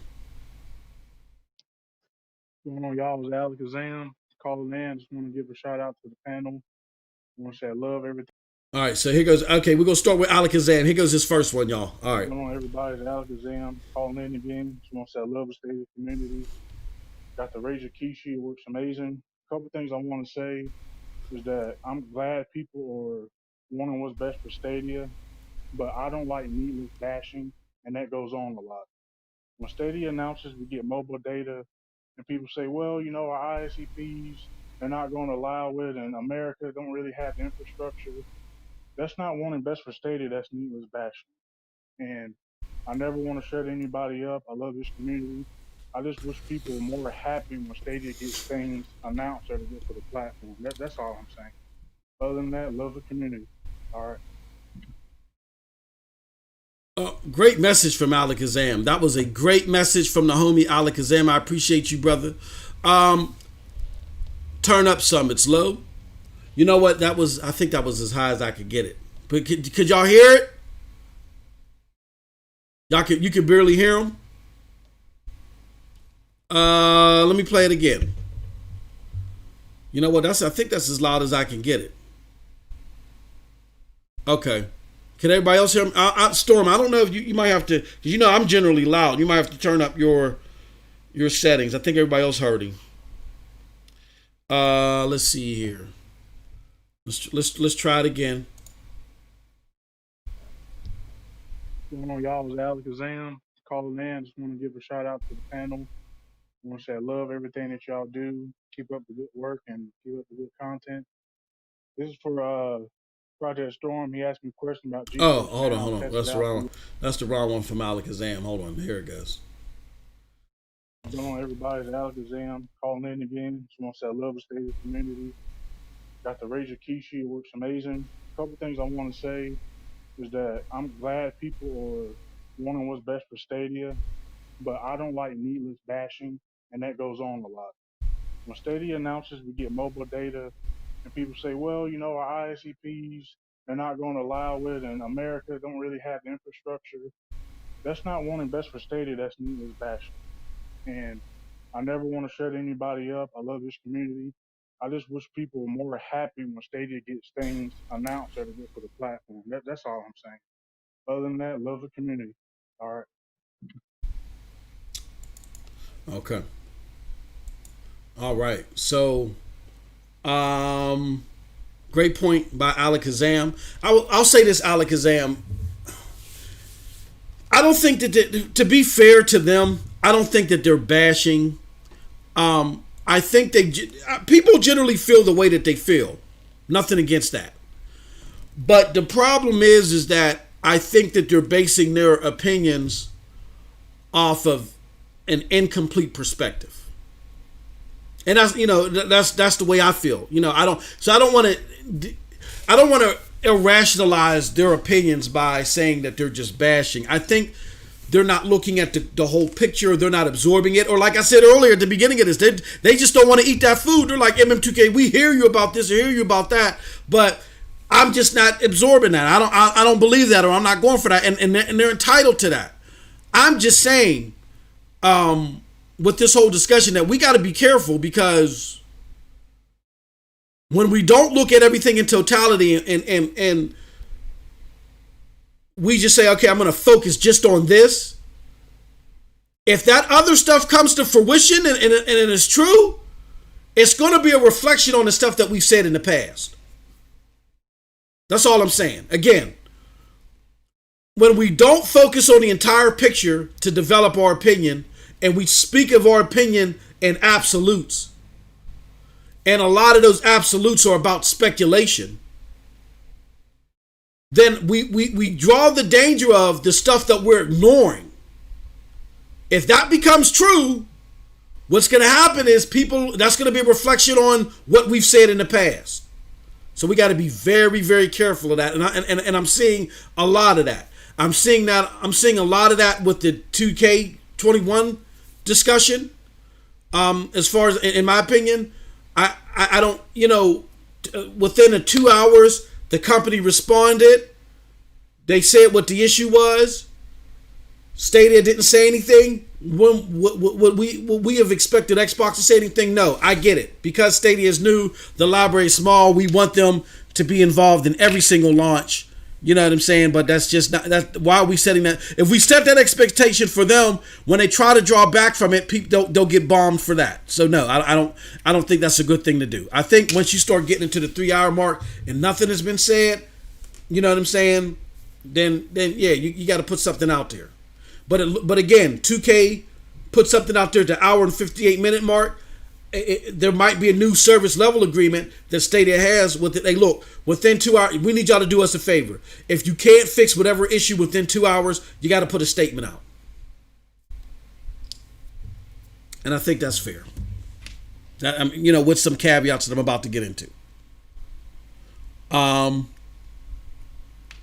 So let me see, who else do we have? We got as far as other Yappas are concerned, we got Project Storm. We got the homie Storm with a Yappa. I think this is his Yappa. All right. And let's play it. Hey yo, man, it's Project Storm stopping by to let you know, brother, that I have my thoughts to share, man, when it comes to this whole my brother Eddie Player One just brought up the Stadia stand comment. So I just wanted to respond to my brother, man, respectfully. Eddie knows how we do things. So I'm gonna say this. Hey, there are some Stadia stands that exist, but there are some positive gamers like myself who ride with Stadia, just like Xbox fans ride with them and PlayStation fans ride with them and Nintendo fans ride with them no matter what the hell they do. You know what I'm saying? So um this is just a good topic overall, man. Hey, shout out to Eddie. I love you, brother. You know how we do, man. But that's a great post you made. All right, great comment from Project Storm. Like, and I'm assuming, and I probably missed that part in the chat where the discussion may have been centered around, not looking like fanboys, and I get that. My concern is that yeah, we definitely don't want to be fanboys. We definitely don't want to do that. We definitely want to hold the feet to the fire, but I'm going to get into that in the second part. But there are just some things that are plausible, things that are not plausible if we look at the entire landscape. And I just don't think that people are looking at the entire landscape when we're talking in absolutes here. I think this PGA2K21 thing is highlighting that. The reason why it's highlighting that is we're putting expectancy on the platform that we're not putting elsewhere. I don't think that's fair. I don't think that's right. And based upon these facts, when you culminate that with the fact that we also have said, hey, look, man, we got to get more games Stadia. We get that you play plus got pushed, but whatever. But that's not our fault. We bought this platform. We want games. And Stadia's like, okay, well, we got to get games. All right, how do we get games? Well, we got to get our casuals up. Oh my God, we found a way to get the casuals up. Let's work on that, right? And they work on the way of getting the casuals up. And then we get mad at them for getting the casuals up, but they're getting the casuals up to do what? To get us more games. Because you're not getting those AAA games unless you get the casuals up. It's just not happening. So when you culminate the fact that Google is looking at that, and then now we got this thing with 2K21 where it's not like, dare I say, Mafia. And y'all know how I felt about Mafia. I thought it was not the end all be all, but I do think that 2K should have not sat on its hands, excuse me, and let that expectation grow. They should have came out and said, hey, 2K, or Stadia shouldn't have done that. Stadia should have went to 2K and said, hey, look, you hear everybody. They think this is coming day and date. Let them know it's not coming day and date. I think they should have done that. I also think with Cyberpunk 2077, the message should have been a lot more clear from the get-go. I also think that, there's a communication gap in other places. But here, I don't see where Google operated out of the normal business stratosphere. And us expecting them to, I think, is going to be a problem. So if you take the fact that they're trying to get their weight up and we're mad at them for trying to get their weight up, or we were mad at them, then you lump that together with, okay, well, something likely happened with the on 2K side where they didn't do this, and they spoke within a 2-hour parameter, which norm for most businesses. I went through a situation where it was 3.5 hours, but that's here nor there. And we're coming at Stadia and we're saying, Stadia, you're doing something that everybody else isn't doing. That's not correct. Again, I sat through a 3.5 hour campaign where I was dealing with the Division launch and I hear nothing. I heard nothing. So we got to be careful that when we come with a beef, our message has to be centered. If we're coming with a beef, is the beef with an industry, with Stadia, or an industry norm? And it's okay if something that happened with Stadia triggered a beef with an industry norm, but we can't blur the lines. That's where we start going into the realm of irrelevancy. When we start blurring the lines and we start making an issue that we have with an industry norm an issue that's solely with Stadia.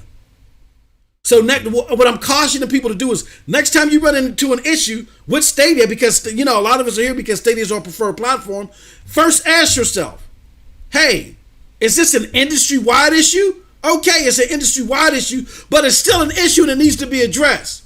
So therefore, my tweet is going to be Stadia, PlayStation, Xbox. I hate when y'all do blah, blah, blah, blah, blah. Y'all got to get better at this. Here's an example. Don't put the weight of an industry norm all on Stadia. And I'm telling you, you don't have any examples of a launch issue being at the foot of the platform or the developer where Stadia hopped in and said, oh, okay, because Xbox and PlayStation never did it. Now, again, I caution people towards talking in absolutes. I want to make sure I'm not coming off as talking in absolutes. I'm not saying that's what happened here. What I'm saying is we don't know. And because that's a possibility, let's not talk in absolutes like Stadia knew something in advance and they just were quiet about it. No. It's very well likely that something was going awry at Stadia's launch of this, a different platform. We don't know what it takes to launch a game on Stadia. We have no idea. So because we have no idea, we don't know what technical issues they were running into that doesn't apply to dedicated hardware. We don't know. So because we don't know, and it's a possibility that this was solely an issue in the 2K camp, and 2K didn't realize it until they tried to hit go or whatever the hell it is that it takes to launch a game. We don't need to put the whole weight on Stadia's shoulder about not responding to this. Because if the scenario was scenario A, then Stadia wouldn't need to respond. Just like Xbox wouldn't need to respond. Just like PlayStation wouldn't need to respond unless our message altogether is, no, I don't like this when anybody does it. All of y'all need to respond. That's what I'm saying. All right? Hopefully I made that clear. Demaculus says I'm trying to use Yappa. Now Hackanu says, hang tight while we get this sorted. Apologies for hold on. Nakanu says, Chris from Google, Stadia team is launching a deeper investigation into this issue that will involve a temporary removal from the Stadia store.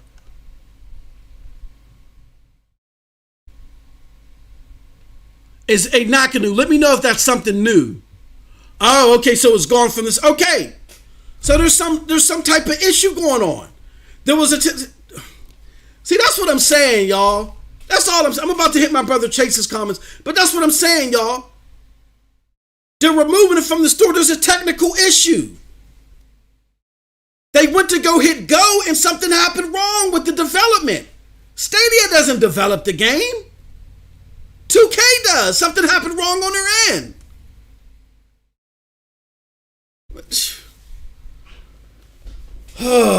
Look, let me I don't know, y'all. Hey, look, let me play Chase's comments, and on the back end of that, we'll continue this discussion. Let me play my brother Chase's comments. All right, so this is Yappa number. No, I think Eddie had it. Hey man, what's up? So here's my opinion on this. It's not about being a content creator, or it's not about a specific game. It's about communication. It needs to be clear. If okay, we already played that from Eddie. All right, so let's play this from Chase. Hey, what's going on, MM? It's Chase. I just wanted to give a couple of quick points. One, you see support and you see platform holders all the time, and you can go through Twitter and you can actually see this, regardless of whether it's launch or not launch. Communicate collaboratively when there's issues regarding a game in particular. And then the other piece is, look at, there's a misnomer about consumer advocacy in particular. And, oh man, this is about to cut off. I may have to record one more real quick. All right, so we're going to go play. Hold on. Whoa. Hey man, what's up? Okay, we're going to play Chase's next one. On consumer advocacy, people sometimes get that twisted with that somebody's just speaking for what their own use case is, or that they're speaking for the point of bashing something. That's not what consumer advocacy is. Consumer advocacy is focusing on how can you get the best out of a product? How can you get the best value to your dollar? And when you do that, when you focus on that mindset, that actually brings out the best in a platform. I don't think anyone like yourself, MM, that advocates for consumers, or myself, we want to see the platform fail. But we definitely don't want to get a brand new car where the engine isn't working, and say, oh, well, because it's a Ford Mustang, even though the engine's not working, I'm just going to be okay with it. It doesn't work that way. You got to advocate. Okay, so let me hold on. Demaculus. Hey, what's going on, MM? It's Chase. Okay, so Demaculus says you're having problems. That's an issue with your web browser. You have to go into your permissions. If you're using Chrome, I would right click and then go into your settings, and you got to allow your mic in there. Okay, so to address Chase's point, he talked about advocacy and he talked about communication. So here's. We got to be finite with this. We got to be finite. And that's the problem. I think we're painting with a broad brush. And this is where I say, again, if we bite into a piece of steak, are we expecting it to taste like chicken, or are we realizing it's a steak? Like we got to keep things centered, focused, and we got to keep things finite here when we're addressing issues. We got to deal with things like with a scalpel, not a sledgehammer. There is nothing wrong with having an issue with Stadia's communication. But every time a communication situation occurs, it doesn't mean that we got our hands on a revolver and waiting to shoot Stadia. That's what we're doing it right now. That's what we're doing right now. This particular communication issue over a delay of a launch title, to me, and if you look at the business norm, is not Stadia's fault. Those scenarios that you're talking about, Chase, you're absolutely right. They exist. They don't exist under this scenario. They don't exist under this litmus. We can't blur the lines. That's like me walking into a restaurant. Oh, no, I'm gonna use your same example about the car. If I buy a car and the engine's not working, and it's under warranty, they need to fix the engine, right? Right. But let's just say 10 years from now, the warranty's expired. I got a flat tire, my axle's bad. And I bring it into the same dealer and I'm like, look, there are scenarios where when I bring my car in, y'all fix it. So fix it now. They're going to look at me and be like, yeah, that specific scenario was you had a warranty. You know what I'm saying? And the part was covered under the warranty. Get out of here. So what I'm saying is, we can't just paint with a broad brush every single communication issue. This was an issue. We got to be specific. And that's the problem that we're having. The lack of specificity here is what's going to drive us into the land of irrelevancy. The specific issue was, there was a technical problem likely with the launch of this game that was in the hands of 2K. Within a 2-hour radius, 2K responded. And they said, we're going to launch the title at a later time. That was just solidified more likely, I'm not going to speak in absolutes, by the homie Nakanu in the chat, who shows Chris from Google says Stadia team is launching a deeper investigation into this issue that will involve a temporary removal of PGA. Something happened in the development and the placement of 2K21 by 2K that it was a result of their coding, their development on their end. Something was wrong on their end. Nobody expected it. Google didn't expect it. 2K didn't expect it. So in all likelihood, especially now from the homie Nakanu's post in here, what happened was 2K said, we're trying to fix it. We're working on it. Look, man, we're working on it. And that 2-hour threshold was arriving. So therefore, because the 2-hour threshold was arriving, likely Google called them and said, okay, we're getting close to the 2-hour threshold. Just send out a message. And they sent out a message an hour and 58 minutes after it was supposed to launch. And I bet you off of my business experience, and even off your business experience too, Chase, that the service level agreement is 2 hours. Now, if you got a problem with the 2-hour service level agreement to where they're saying, look, if you can't resolve a launch issue within 2 hours, then you got to say something. If you got an issue with that, then you got an issue with PlayStations, you got an issue with Xboxes. And what we need to do is we need to cater our message correctly. The message would be not, Stadia, you should respond, but I hate it when all platform holders don't respond within X amount of time. Stadia, PlayStation, Xbox, y'all need to get better in your response. So I get everything that you're saying, Chase, but it's not addressing this specific issue. Again, if I bring my car into a dealer without warranty and I want them to fix it, that has nothing to do about when I brought the car in, when the warranty was effective. So other communications about other issues, yes, that's a legitimate beef, but it doesn't apply here to a response being generated within 2 hours of a launch issue. I can give you examples from personal experience where there was no communication within 3.5 hours, and there never was a communication from Xbox. It came from Ubisoft 3.5 hours later. So again, what are we saying here? Are we saying that we're holding the expectation for Stadia to be something different? We're expecting them to do more than the other platforms? Or is our message, we don't like when people don't respond at launch issues within X amount of time? Now, I can dig the latter. But again, we got to be precise and accurate with our beefs. Otherwise, Stadia again is going to listen to this and say, what are you guys talking about? And it's going to again bring us into the realm of irrelevancy. But those are all great points. All of them are great points. So Chase has another one. Let me play Chase's next one, and then we'll go back. Say one more thing, and then I'm gonna cut off.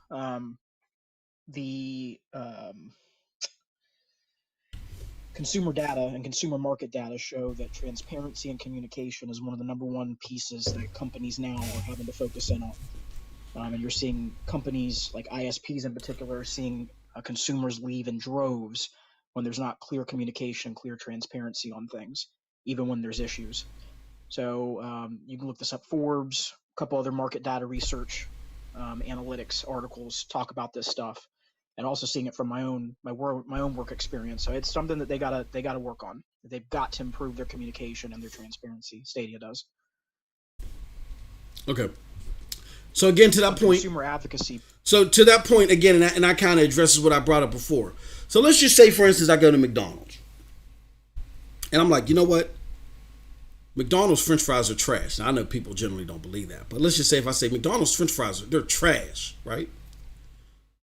And I go get a hamburger, and let's just say somebody bumps into me and knocks my hamburger out of my hand, and it falls to the ground. And then so somebody then responds to me, see what I'm saying? McDonald's French fries are trash. The immediate knee-jerk response is going to be, what do you hold on. Yes, McDonald's French fries may be trash, but what does that have to do with this person that bumped into me and knocked my hamburger out of my? That has nothing to do with McDonald's. That's the person who walked into me. That's on them. And in response to, again, the great point that Chase makes a great point. Stadia has a transparency problem, but we can't take our frustration with the transparency problem overall and apply it to everything, because then we water down our messaging.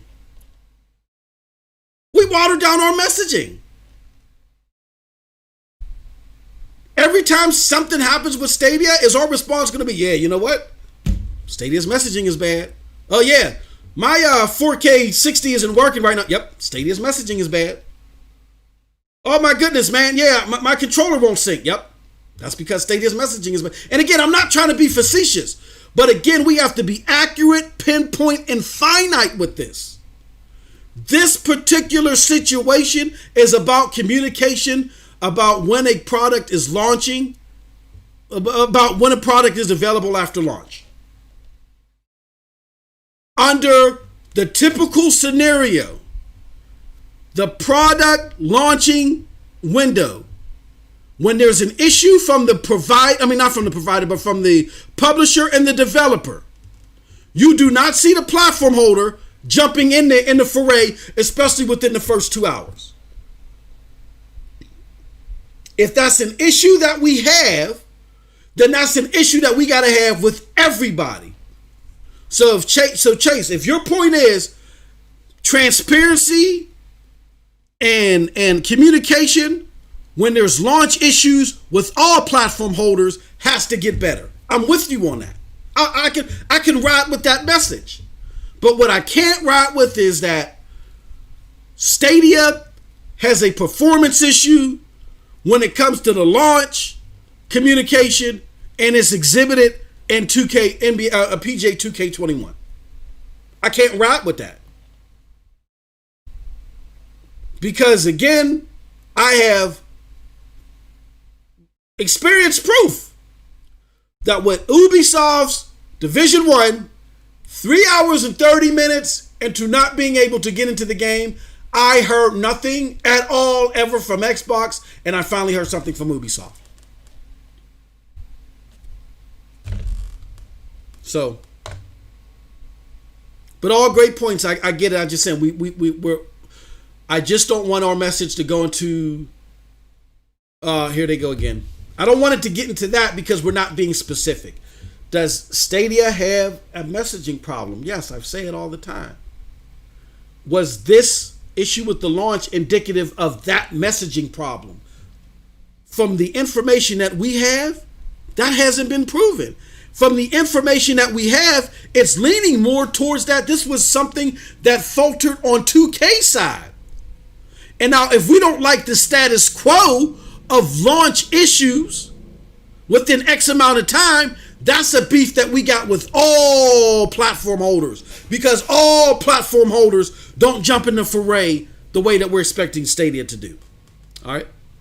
So back with the music, and to close this all out, here are those plausible issues, the more games, the day and date, the communication roadmap.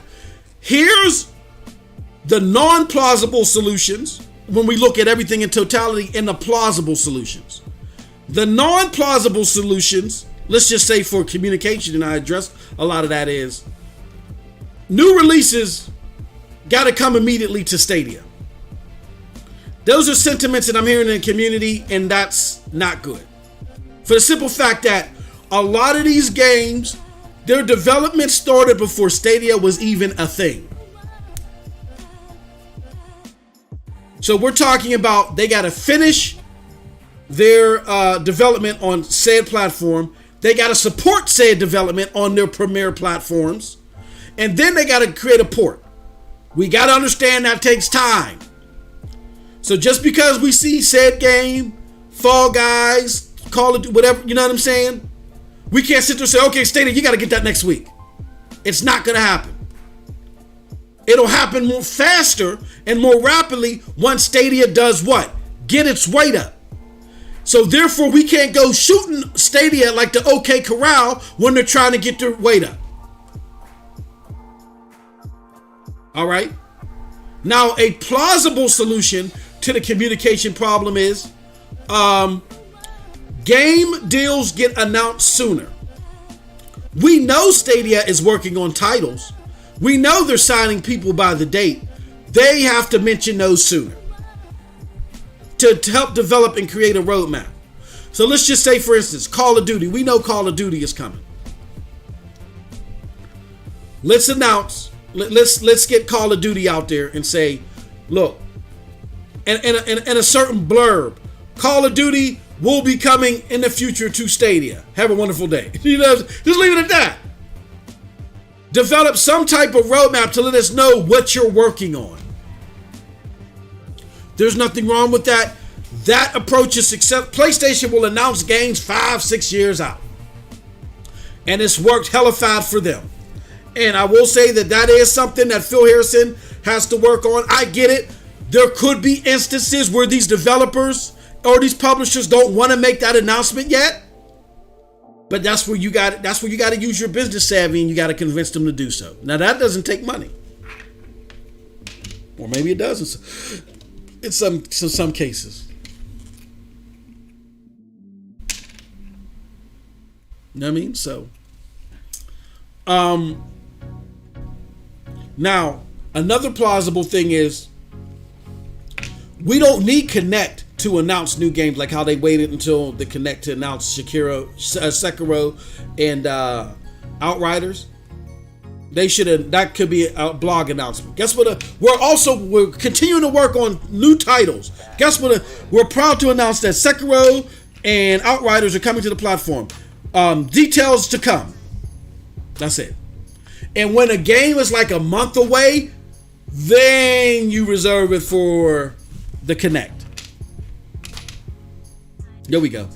So those are plausible answers to the communication issue. Day and date issue. The non-plausible approaches to those is every game announced for Stadia has to be day and date during this early access period. We've already been over it. That's not plausible. It's not going to happen. It's not going to happen. They got to get their weight up.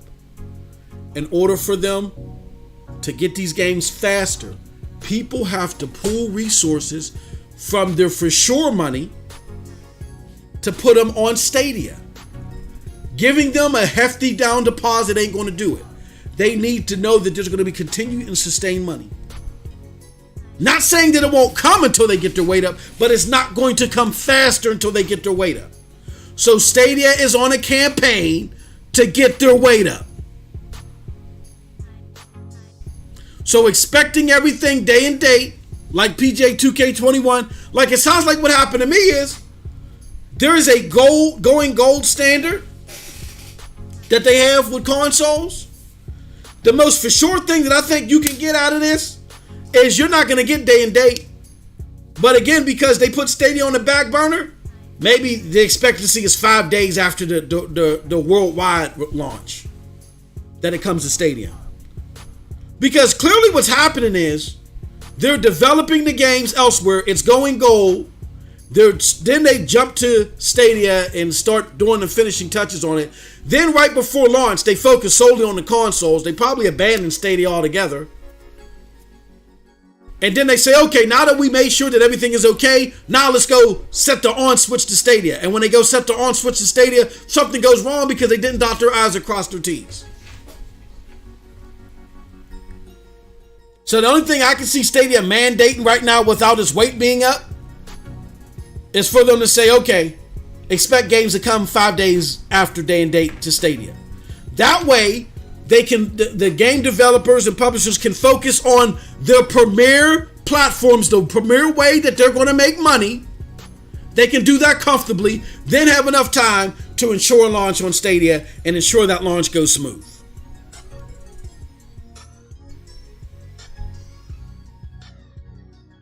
But that's the best you're going to get to getting more transparency to launch dates. Instead of expecting day and date, maybe the community is going to have to, within this early access period at the very least, within this early access period, they're going to have to settle for, you know what, it's coming to Stadia 5 days later. That gives them time to develop for their premier moneymakers, do it comfortably, then 5 days to set all the switches they can to release their port on Stadia. Y'all gonna have to deal with that if y'all want plausible dates. Because today is evident that the whole day and date thing ain't reliable. It ain't reliable. Why ain't it reliable? Because these developers and publishers don't prioritize Stadia. I'm telling you. When it goes gold, then they start working on Stadia's version. And then when they get close to launch to elsewhere, their focus is solely on elsewhere.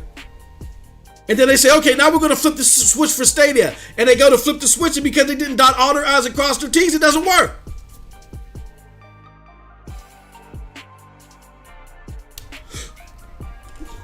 It is what it is. This is not a premier platform right now. And the question was posed, should we be taking off from work for a Stadia launch? No, I wouldn't. I wouldn't. But would probably would add some consistency for everybody, is to make it standard that the game launches 5 days after. If it's coming to Stadia, give them an additional 5 days. Google, give them an additional 5 days. All right, and lastly, communication roadmap. Legitimate concern, but a non-plausible solution is every single developer misstep requires an immediate Google response. Prime example again, PGA2K21. We cannot expect more from Stadia that other platforms are doing. Now, a plausible thing is, again, if a date is not given or a dev doesn't meet rather, if a date is given and that milestone is not met and the dev is responsible, give the dev up to 2 hours to respond. I think that's fair. I think that's fair. Give the dev up to 2 hours to respond. After 2 hours, Google then sends out a blanket statement. We're aware of XYZ issue. We are working with XYZ developer to get info out to the community ASAP. Please stay tuned. Thank you for your patience. I think that's plausible.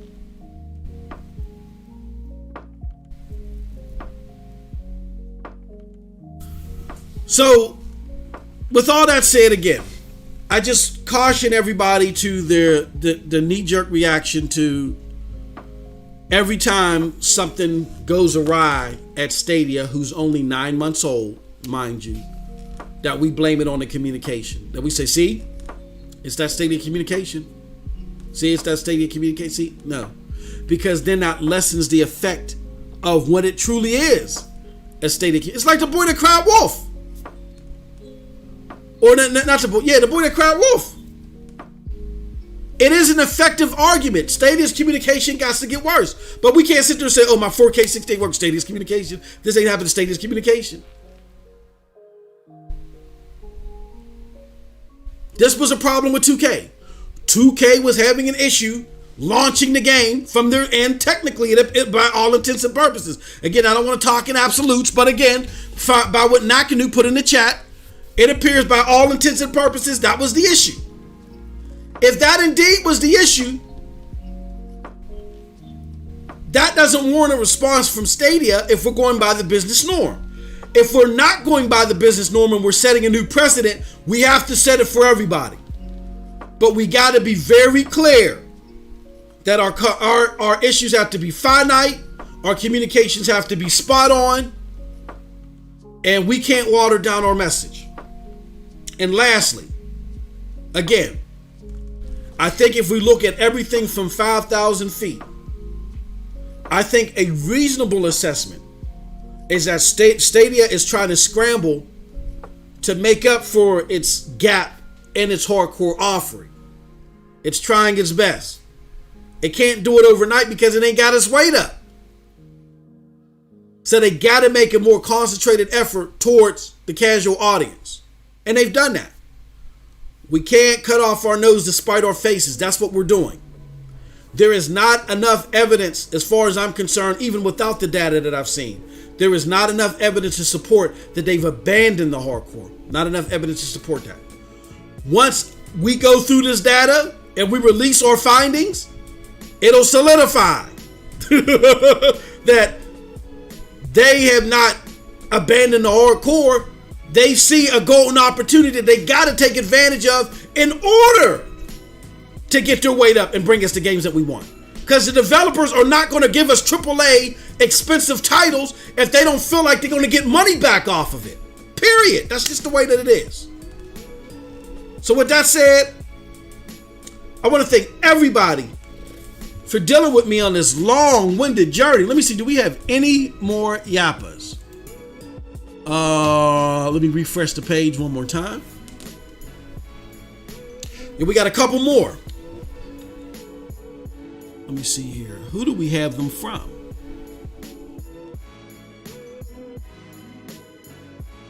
We got a couple more, but Oh no. I think that was just Chase's. Okay, all right. So we're good. I want to thank everybody for participating again. Everybody that's participated except for Projekt Storm. We'll qualify. We'll get an entry or more, depending upon how many times that you use Yappa to get that free Mortal Kombat code. You can use Yappa by going to PNTSnetwork.com. I thank everybody for dealing with my long-winded session. Thank you so much. And I want to thank everybody for the support. Let me run through. We had Storm said, I want that code. He said, I ain't trying to hear that. Well, Nakanu. Thank you, Nakanu. Demaculous. That's all right, bro. Hopefully you'll get through it. We got until the 4th. Who else we got? We got Alakazam in the house. Thank you, Alakazam. Stadia Universe, what's up? Bippity Bop in the house. The homie Chase. He says that's too bad. He says that's bad too. Microsoft and Sony should be the same for any consumer and data shows. Who else we got here? We got Little Tortilla Boy. Hey, Little Tortilla Boy, I hope to see you tonight on TSI. It's gonna be a great show. Let me see who else we got in the house. We got Elkanah Morphinamata. I couldn't get that. 0 games for me. 0 games for me said I'll just stick with the Xbox. Hey, look, that might be what you do. That might be what you have to do. But we can't buy the steak and expect it to taste like chicken. We got to wait till they serve the chicken. And if there are certain expectancies that you got to meet, that you have to have met, that's understandable. And they're not being serviced by Stadia right now. It's just not happening because of the dynamics. But what I don't think we want to do is say that the dynamic is that they're abandoning the hardcore. There's more. I just can't talk about it. I can't talk about it. There's more to show that they haven't abandoned the hardcore. I'm here to tell you, and I'm not going. I ain't got no reason to lie about video games. Y'all may look at this data, and then I look at it, and y'all may come up with a different conclusion, whatever the case may be. But there's this data, and there's other initiatives that they're doing that solely speak to them not abandoning the hardcore. I just can't talk about them. They are not abandoning the hardcore. And what I'm cautioning the Stadia community, whether you be a content creator or I'm letting you know that when all this stuff comes to fruition, it's gonna have a reflection on the stuff that you've been saying. If you feel like, say, hey, look, now I think a more suitable message would be, I can't say absolutely that this is what they're doing, but Stadia gives off the appearance that they're abandoning the hardcore right now. They got to be a little bit more transparent. I can dig that message. I can still cross counter it, but I can dig that message. But that's not the message that the community is giving. The community is saying they've abandoned us. Look at that last connect. They have abandoned us. Look at their initiatives. They've abandoned us. And I'm here to tell you, they haven't. And it's going to come to fruition that they haven't. So when that comes out, past communications are going to be looked at. So who else we got? We got Next We Go Hard. Good to see you, my good friend. We got Roger. And we got Pablo the Third. Yeah, Pablo, your audio was off. I think your mic was muted. We got Paulo Bermudez. He says, wait for the Stadia exclusives that start to take advantage of the hyper-converged infrastructure within the data center. I can dig it, brother. I can dig it. And let me see, make sure I ain't forgetting everybody. Charles Arain, what's up, Charles? I appreciate you, good brother.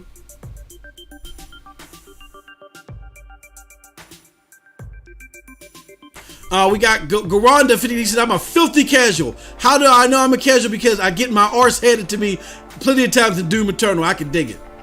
I might be a casual too. Wolock. He says, MM2K is speaking absolute sense to me. I'm classed as a casual and I like the simple games. And Stadia lets me play some big games too. Exactly. Big ups to Warlock, Chariot Man. Carlos Jimenez, he says, I just saw it on the site. Tronox, he says, bring FIFA to Stadia. I have a score to settle. And I believe that is everybody. So I appreciate you all for coming out. Thank you so much. Love you all. Thank you so much for the support. Again, let me see here.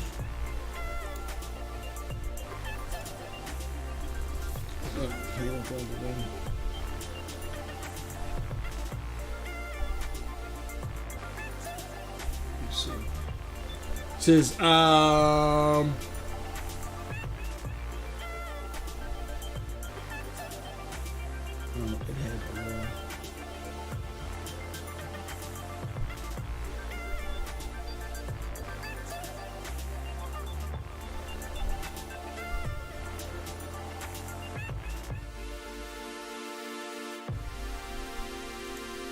okay. All right. No, I'm sorry, y'all. I was watching. I was looking for something.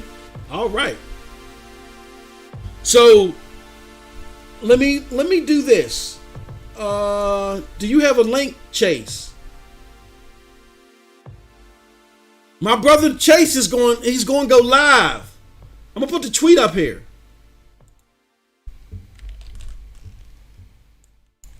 So my brother Chase is going. He's going to go live. Definitely check out that tweet. There we go. That's what I'm talking about. Reasonable discourse.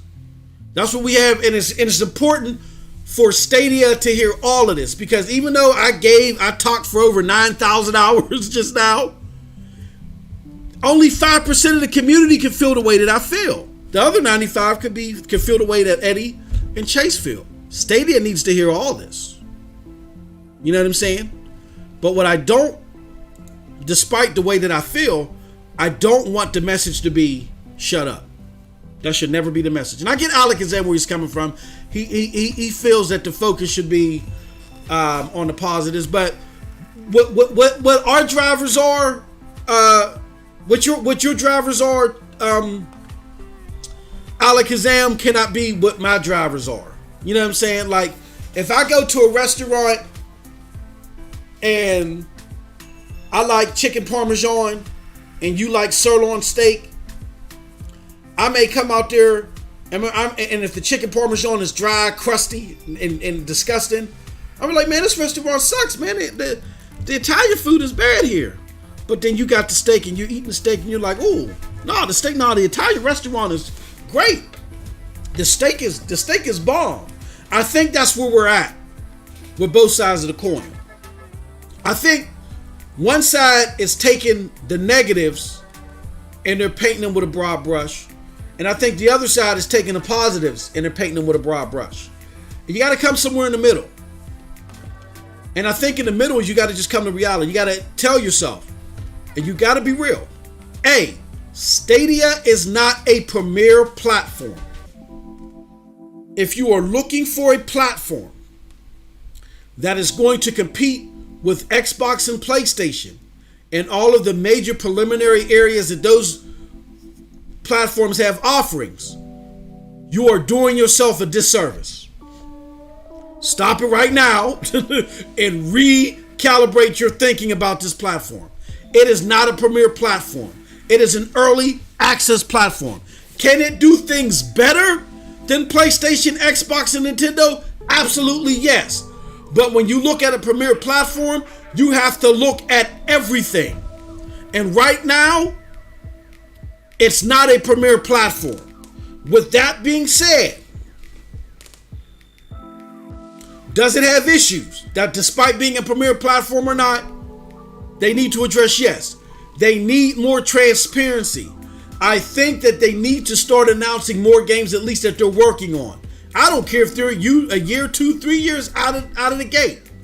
I also think that a lot of this "you ain't got no games" discussion will get quelched once we get more transparency on Uplay Plus. What is it going to be? How many games are going to be in the Stadia version? What's going to be the cost? You got to bring that to light sooner rather than later. That helps out a lot. But on the positive side, They're doing a lot of things. They went from having 80% of their core functionality for the hardcore, from not being uprooted and thrown out the window, to them having to scramble and go back to square one, and I think they're doing a hell of a job. And then on top of that, a platform that had so many issues at the beginning, for them to be able to be, for the proposal to them to be get your weight up, and for them to step on this golden opportunity that they got that spiked up their numbers so tremendously, and for them to be working on that to bring us to help give them more leverage to bring us more games, I think you cannot overlook all of that. You can't. And the people that are on the communication kick side, I think you're overlooking that. The people that are on the writer side, you're overlooking some of the other stuff. You got to come down the middle. And then the fact of the matter is, this is not a premier platform. You cannot put premier platform expectancies on it. I'm not saying you can't put any expectancies on them. There are definitely some things they got to work on, transparency and a roadmap. But there are some premier platform things you cannot put on this platform right now because they didn't intend it that way. Period. That's it from your boy MM2K. I appreciate all of y'all for coming through. Thank y'all so much. And with all that said, love y'all. Y'all have a wonderful, wonderful gaming day. Peace. Well, hold on. I got one more question.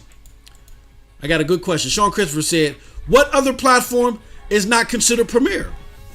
Well, Geforce Now. Geforce Now is not considered premier. Why? Because Geforce Now cannot solidify, or it just started being able to solidify, that the games that you purchase, if you're solely using GFN, they couldn't solidify that those games were going to stay there on the platform because of the nature of their business. People bought games, Sean Christopher.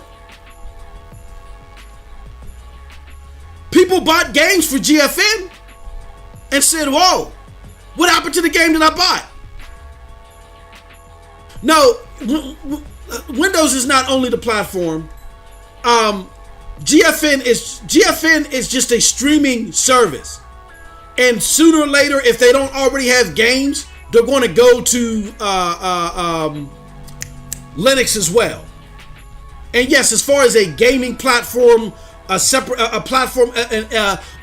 agnostic platform like a Stadia, like a Nintendo, like an Xbox, no, they're not that. So therefore, you cannot sit there and say, "Oh, well, this is or even a premier service."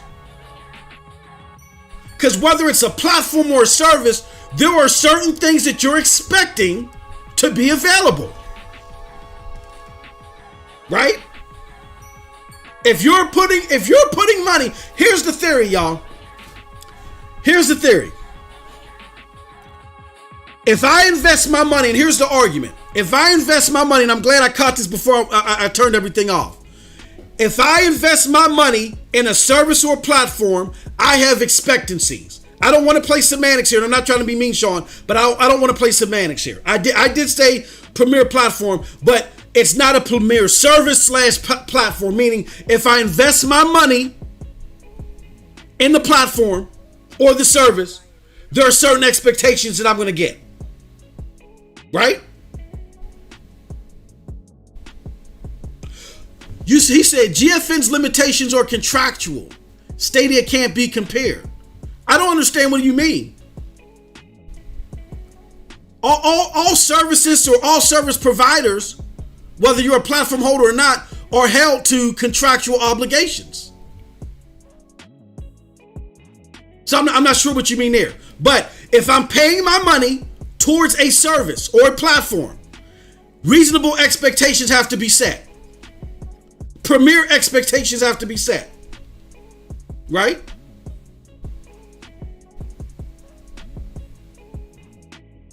When I make a purchasing decision based upon said platform or service, I'm going to be able to retain I'm going to be able to retain my said game or said software.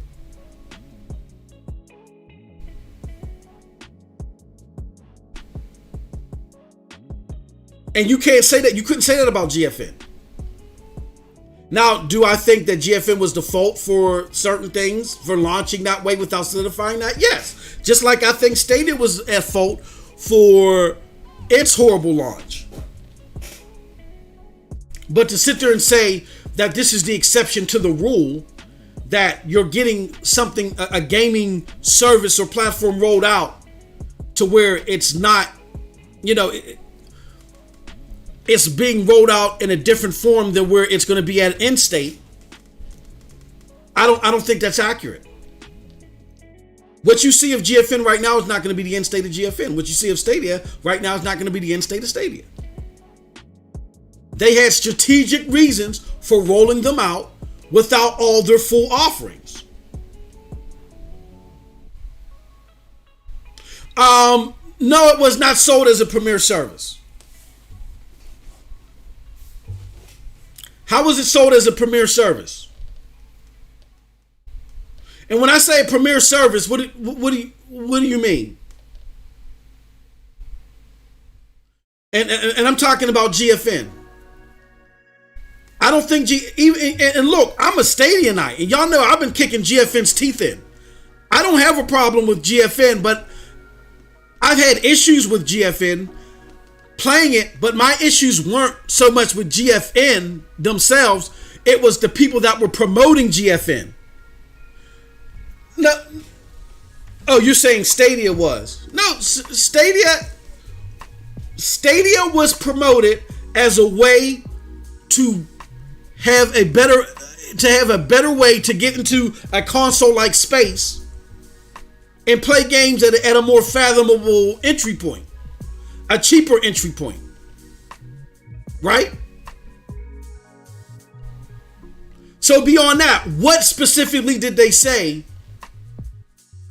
that they could do better than consoles? Because this is where I think you're misunderstanding the premier platform or premier service litmus, or rather yet. It has no. Whoa. Sean, stop now. Hold on. We got to stop now. Okay, we got to get out of the weeds. Sean says, "Bruh, it was sold as having better capabilities than current gen. It does have better capabilities as current gen. That doesn't make it a premier platform. A premier platform provides gamers with all of the premier software and services that they expect to have.